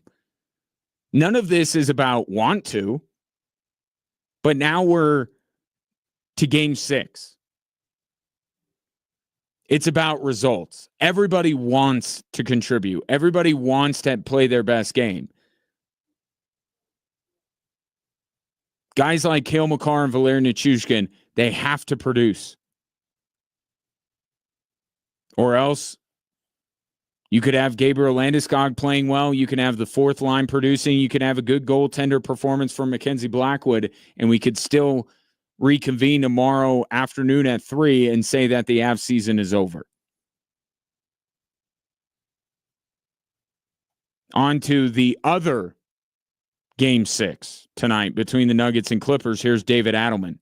You have to have extreme honesty in these playoff series because the next game is going to be its own thing, and all you can control is how you can get better, just a little bit better, competitively, schematically, and stay together and give yourself the best opportunity to win a 4th game. How do the Nuggets get better in order to eliminate the Los Angeles Clippers tonight at the Intuit Dome? I think it's a pretty decent bet that the Denver Nuggets will not shoot 53% from three-point range. I think the Clippers will up their game defensively. It wasn't there in game 5. I don't expect Jamal Murray to follow up for a 43-point performance with another one, although that doesn't mean he can't be very impactful. But we know what this Nuggets team is. And three-point shooting is not part of their DNA. So they needed it in game 5. It was great that they got it. Hopefully it emerges at another point in these playoffs. But I don't think you can count on it. What you can count on is number 15. And this is not a criticism of Nikola Jokic, because the guy did dish out double-digit assists, grabbed double-digit rebounds, had a triple-double. He contributed, but not to the level that we expect Nikola Jokic to contribute. If the three-pointer is not going down for the Nuggets tonight, they need to start going with their bread and butter. And certainly Nikola Jokic will feed other players to get them open looks off of that. But I think you're going to need more than 13 points from Nikola Jokic, and I certainly think you're going to need more efficiency than 4 of 13 from the field. So it's not that Nikola Jokic has cost the Denver Nuggets anything. If I'm pointing fingers, the last person I'm pointing fingers at is Nikola Jokic. But again, this is game 6. right? This is where Nikola Jokic, I think, needs to, as much as he contributed in a variety of different ways in Game 5, I think he has to contribute more in Game 6, especially scoring the basketball. Guy doesn't need to have 40, probably doesn't need to have 30. If a lot of these other things that were working in Game 5 continue to work for the Denver Nuggets. But it's got to be more scoring from Nikola Jokic and more efficient scoring. That's what can be better from Game 5 to Game 6. And then the intangible tonight that I'm looking for. We have seen in the Western Conference, the Minnesota Timberwolves and the Oklahoma City Thunder really not mess around with their opponents. They finished off those series. Oklahoma City in 4 last night. Minnesota finished off the Lakers in 5. It's reasonable to say that the Nuggets-Clippers series was always going to go longer than certainly OKC-Memphis, but I would say longer than Minnesota-LA. So it's fine that they haven't finished off LA yet. But don't rely on Game 7 at home. You did that last year. You got absolutely run out of the building in Minnesota in Game 6, and it didn't do you any good when you got back to Ball Arena. I think the first quarter of this game is going to be telling because there's an equal chance that the Nuggets are right there with the LA Clippers or they're getting completely demolished. We saw it last night with Houston and Golden State. Houston was the more desperate team. Golden State far from it, and Houston just, again, ran them out of the building. That could happen to the Denver Nuggets tonight, certainly. I think it would behoove them for that not to be the case. Come out with some urgency. Try to mind trick yourself into thinking there isn't a Game 7, that this is Game 7. Whatever high-performing athletes do in the few minutes before the game, do that. Come out with the same level of desperation, same level of urgency, however you want to phrase it. If you do that with the LA Clippers, I think you can win this game. I think there's a decent contingent of Clippers players that think they're going to roll over the Denver Nuggets tonight. If they surprise them a little bit, get them on their heels a little bit with matching their energy,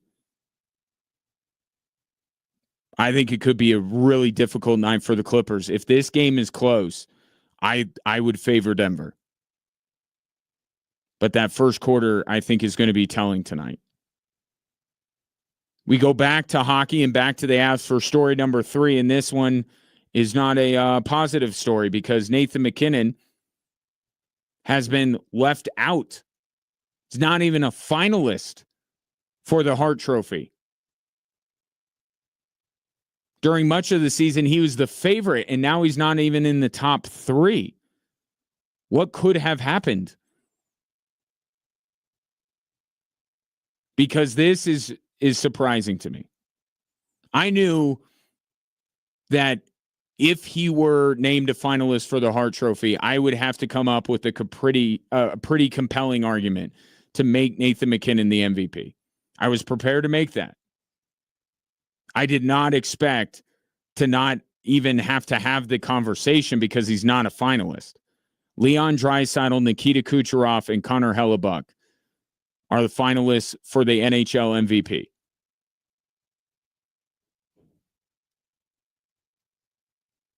And either this is the quickest that voter fatigue has set in ever. Like, at least we had a couple of years with Nikola Jokic before there was voter fatigue. We're telling 1 year of Nathan MacKinnon, the first year of his career that he's won the MVP, and you're already tired of him. So that's option 1. Option 2 is that because he rested at the end of the season and lost out on the points lead to Nikita Kucherov, still finished second, by the way, but that disqualified him from MVP consideration. That his only ticket to being a finalist was winning the Art Ross. Or a third, that somehow the Avalanche roster completely changing around him and none of it directly benefiting him, right? They changed the goalie room. They traded Mikko Rantanen. They brought in Brock Nelson. All of those guys indirectly helped Nathan MacKinnon. They don't directly. He lost his most trusted line mate in the middle of a season and yet stayed productive, led all forwards in ice time. That shows some inherent value, doesn't it? And finished second in the points race. Not fourth, not fifth, not 10th, second. So if you want to tell me ultimately that because of the, Nikita Kucherov winning the Art Ross bumps down Nathan MacKinnon, or the fact that Leon Draisaitl had to spend all of 16 days without the best player in the world on his team, or that without Connor Hellebuck, the Winnipeg Jets would have been a 8 seed. You can bring all those things up, but not all three of those things are true. Not all three of those things mean that Nathan MacKinnon should be squeezed out. You pick two, drop the third one, and get Nathan MacKinnon in there. And Nathan MacKinnon will come across like he doesn't care. That dude is a competitor. The only guy that I currently in Colorado that matches his competitive drive is the other reigning MVP that calls Colorado home. You don't think Nathan MacKinnon is going to use it on top of the fact that his season could be over tonight to motivate him? I don't know what props are out there for Nathan MacKinnon on the betting markets. I'd snatch up a few of them. I don't think this sits well with him, as much as he'll act like he doesn't care. 719-247-1313. Take your thoughts on the three stories that are driving the show. More Drive Time Sports after this.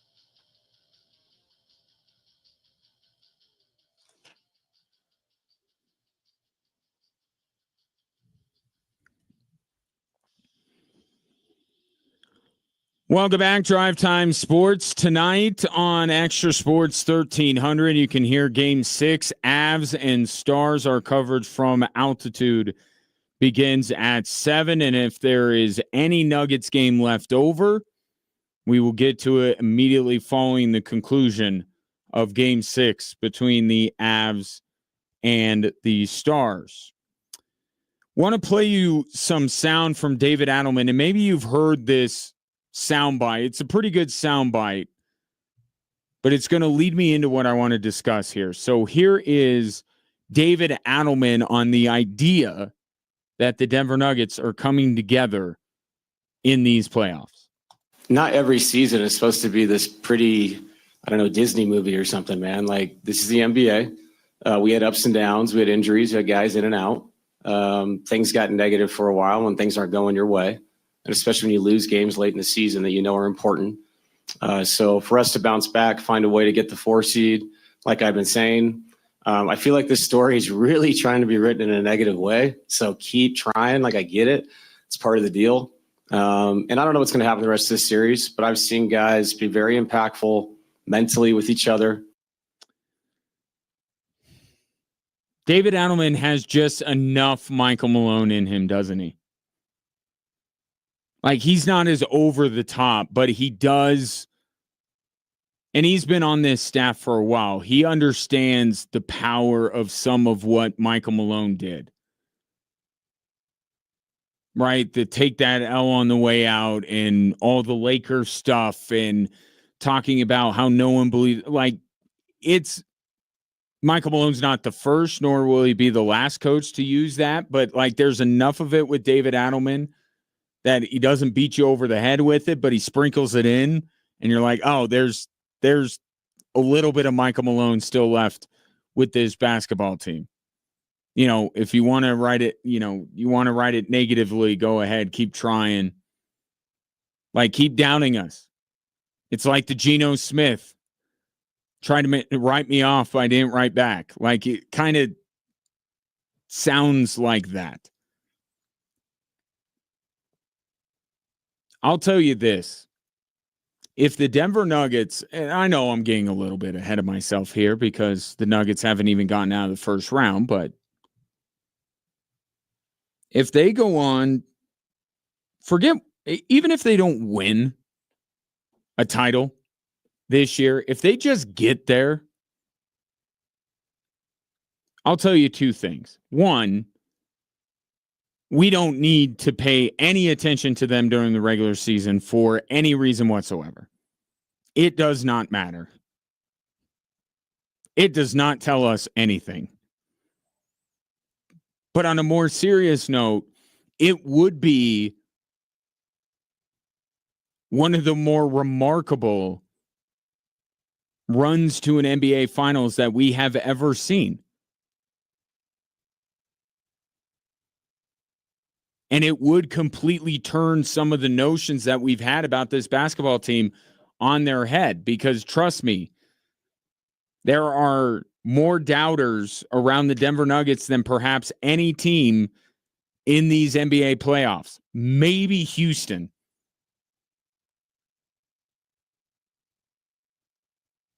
Definitely Memphis. But that's, it's Memphis. We're not really including them.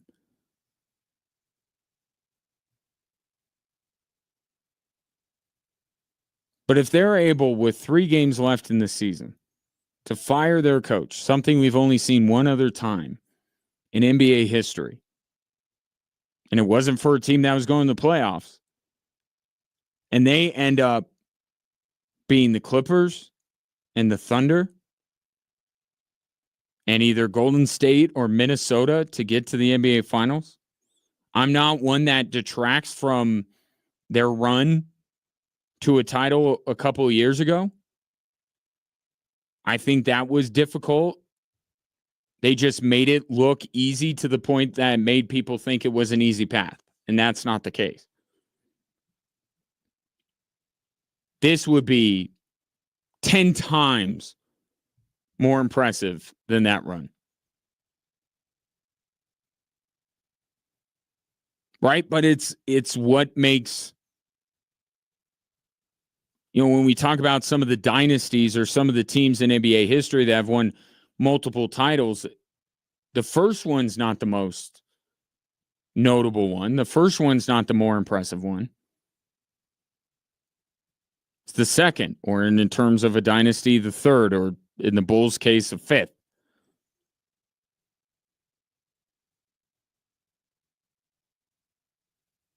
If this team is able to go from expecting, by most people's opinion, including my own, to be fair, and they not only get out of the first round, but run the table in the West,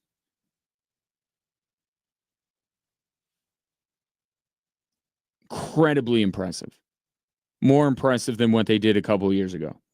And improbable. Quite improbable. But why I bring that up is because I'm not at the point yet where I think that the Nuggets are going to do it. I think that the best way to kind of feel about what's going on with the Nuggets is just really enjoy tonight or really enjoy Saturday, because Oklahoma City is waiting.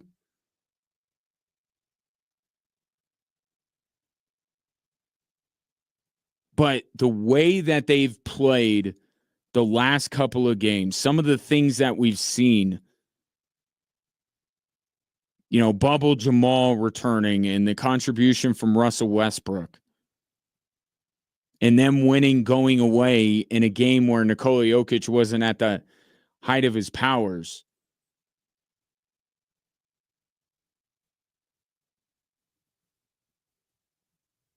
This is a side of the Denver Nuggets that we have rarely, if ever, seen this season.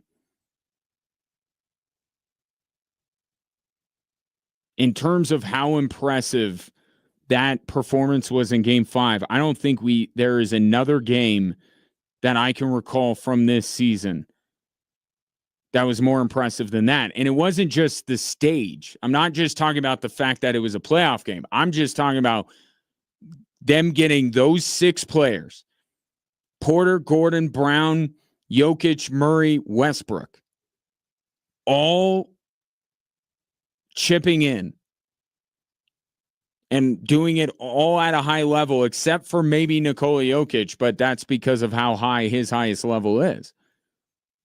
Now, we haven't seen that. So I can understand why a lot of what David Adelman is saying there, you would expect a coach to say, but watching this series, you have to think that the confidence, the belief is growing in this team, maybe exponentially. I don't know that they thought when Michael Malone got fired, we're just going to go ahead and run right through the West. I think they could have had their doubts, probably did have their doubts. And how could they not, given the way this season has gone? We're not making things up. We're not crazy. We saw it. They experienced it firsthand what this season was like. But a performance like Game 5, I think the belief within that Nuggets locker room has grown a lot. Now, that won't mean much of anything, to be quite honest, if they don't follow it up tonight. And this isn't about momentum. This is just about have the Nuggets unlocked another level. Have the team that won the title a couple years ago, have they come back? Well, the team of 2 years ago would finish this thing out tonight. They wouldn't bank on a Game 7. So that also adds, I think, to the intrigue surrounding this game. Because if the Nuggets come out and you look at, and they close it out and have a performance like Game 4, what they did in Game 5, and despite having Game 7 at home, they still come out and snuff out the Clippers, I don't know if that belief is going to ultimately make a difference against Oklahoma City, but I mean, they're going to look like a much better match for Oklahoma City than they have perhaps at any point this season. And if they lose tonight and then squeak by in a game 7, I don't know really how much different you view this team. Well, they were the higher seed. They had home court. Winning tonight would be significant and would send, I know, I'm more about sending messages than probably the Denver Nuggets are, but it would send a message that this team is closer to the championship team than maybe a lot of people thought they are. Do the Nuggets do it tonight? Do they finish it out? And do they have force a game 7? I'll take your thoughts coming up next here on Extra Sports 1300.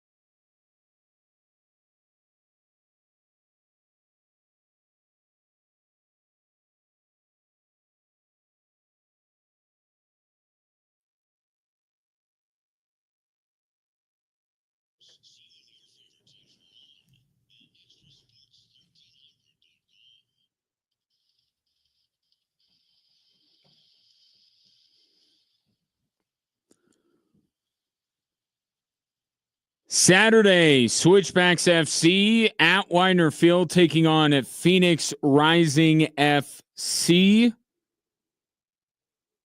It is Galactic Night. If you want to get one of the Switchbacks light up swords on Saturday, make sure you are one of the first 3,000 fans through the gates at 6 p.m. Then stick around after the match for a Galactic-themed fireworks display. Get your tickets now. SwitchbacksFC.com is where you go. I'm sorry if I seem a little distracted. I'm trying to figure out how quickly we have immediately gone back to Anthony Edwards being the face of the league. You notice that? After a night, by the way, and I give the Wolves a lot of credit. I give Rudy Gobert a lot of credit. His height certainly served him well against a much shorter Los Angeles Lakers team. But Anthony Edwards, from a playmaking standpoint, was very good last night. But shooting the ball, he was absolutely horrific. So I just find the discourse today a little bit interesting. Like, they act like he's collecting, NBA all-time greats like Infinity Stones, that now he's beaten LeBron and Luka after being, he's beaten Kevin Durant and Nikola Jokic, and all that is true. But he wasn't necessarily the reason why the Wolves won last night. But he's back to being the face of the league, which tells me that we should have never moved away from him being the face of the league.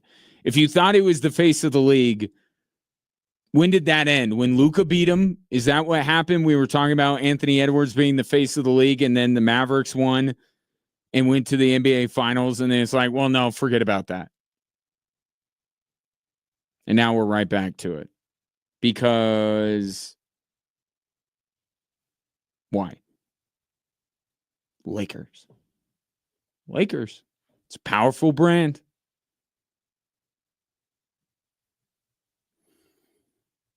But look, he's going to have more games and where he's going to be a major factor, and it looks like they're going to play Golden State.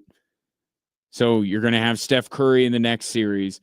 I don't have any problem with it. I think the face of the league is LeBron James. Okay? Who do you think of first when you think of the NBA? You think of LeBron. Who's talked about the most? It's LeBron. He's the face of the league. He just is.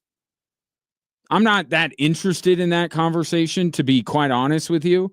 But if you're pressing me, the answer is LeBron James. But I have no problem with people trying to prop up Anthony Edwards and saying, look at this guy and how amazing he is. Call him the face of the league. Call him what you want. I love Anthony Edwards. The guy walked around LA last night trash talking Laker fans and talking about how they just eliminated their team. And everyone was just like, yeah, dude, right on. That's Anthony Edwards.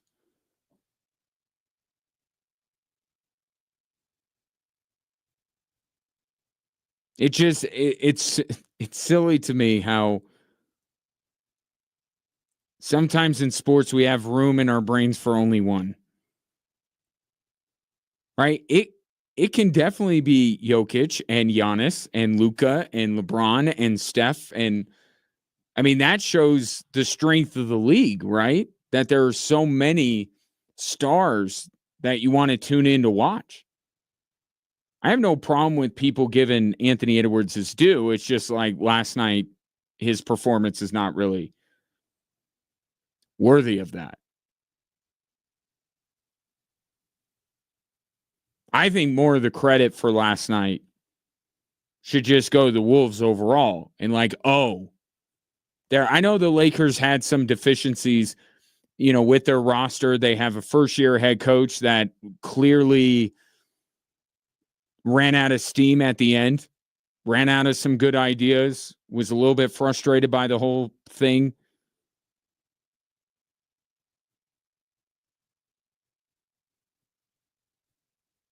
But Minnesota, like if a team's taking down Oklahoma City, given everything I've seen, it's Minnesota. And going into the playoffs, I thought if any team was going to take down Oklahoma City in the West, it was going to be Minnesota. And the Julius Randle fit just wasn't there early. Right? It just didn't quite look like it worked. But Julius Randle in the second part of the season has played great. I probably still lean Oklahoma City if they do indeed match up. But, and you've seen enough of the Wolves. They were obviously a central figure in the Nuggets story this year, so you know how good they are. But a lot of people had to be reminded with this 5-game series with the LA Lakers. And I was thinking about this last night driving home, and I almost drove my car off the road. Because we were talking about Giannis and how a lot of people around here would very much like Giannis to be a Nugget. And there are going to be no shortage of fan bases across the NBA that are going to try and talk themselves into the idea that their team could land Giannis. When the fact is there's probably less than a handful of teams that are actually going to be in the running for Giannis. Nuggets won't be one of them. Lakers won't be one of them. But one team I left out because I mentioned Orlando, I mentioned Houston. Houston is probably the most likely landing spot. San Antonio, obviously Brooklyn has a ton of assets, but what's Giannis going to think about joining the Brooklyn Nets? Does he think that he can get further with the Nets than he can the Milwaukee Bucks, especially if they give up a ton to get him? One team that I didn't even think of, like legitimately, I wasn't keeping them out of the conversation because I wanted to, but it hit me on the way home. You know who has more assets than any team in the NBA? The Oklahoma City Thunder. You see why I nearly drove my car off the road? Could you imagine? Because Shea's not on the table. Would never be on the table. And the thing about Oklahoma City is, I don't know how their season's going to finish out, but they could just add Giannis for the heck of it. Right? They have a team right now that may win a title this year. And if they don't, they still have every reason to think that next year they're going to be in the running. And they could just be like, nah, we're going to get Giannis just to make sure. They have more assets than everyone, but because they're so good, we equate how good a team is with the lack of assets because we think they've burned them all up in trying to get the team they have on the court. Nope, that's what Sam Presti's been doing for about a decade, just acquiring and accumulating assets. The Oklahoma City Thunder, if they were so inclined, could call up John Horst, the general manager of the Milwaukee Bucks, and say, hey, before you make a move, just come see us. And then when he does, they'd be like, oh, okay, yeah, we'll match that. We'll exceed it, actually. We'll give you Chet, and we'll give you, Jalen Williams, and we'll do a couple of picks that are better than the picks you're getting from other teams because they're not our picks. They're other teams' picks that we've acquired over the years. I mean, they could trump they could make literally any trade out there.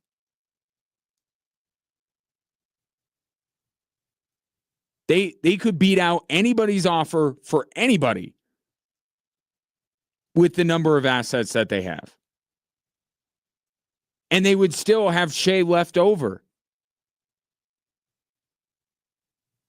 Let's hope Sam Presti doesn't want to do it. And part of me thinks that Sam Presti, this is what he wants to do in perpetuity.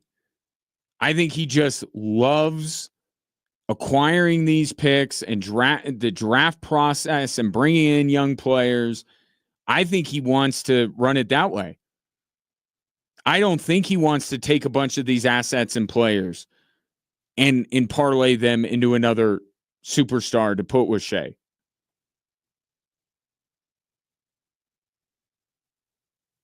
And there's some validity to that thought process.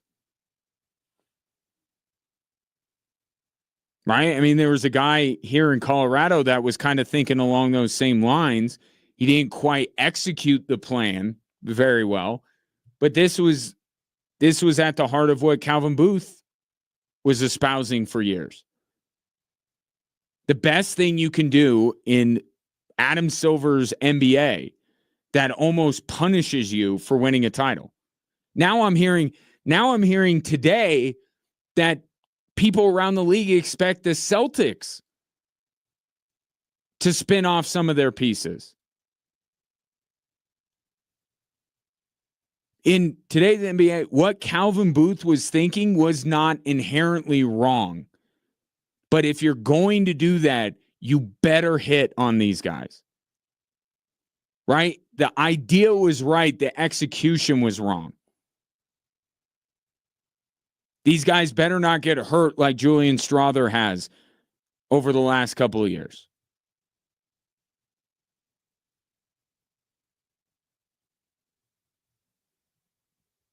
I think Oklahoma City sees that they could just perpetuate, or at least the goal is to continue to perpetuate what they've built. This stacked roster of all these young guys, and one of them is going to get too expensive. And I don't think this applies to Shea, but it probably applies to anyone else on the Oklahoma City roster.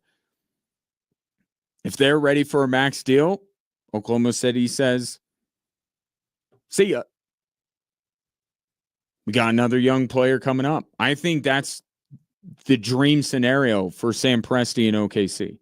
I don't think he wants to take a bunch of these young players and these assets and spin them off.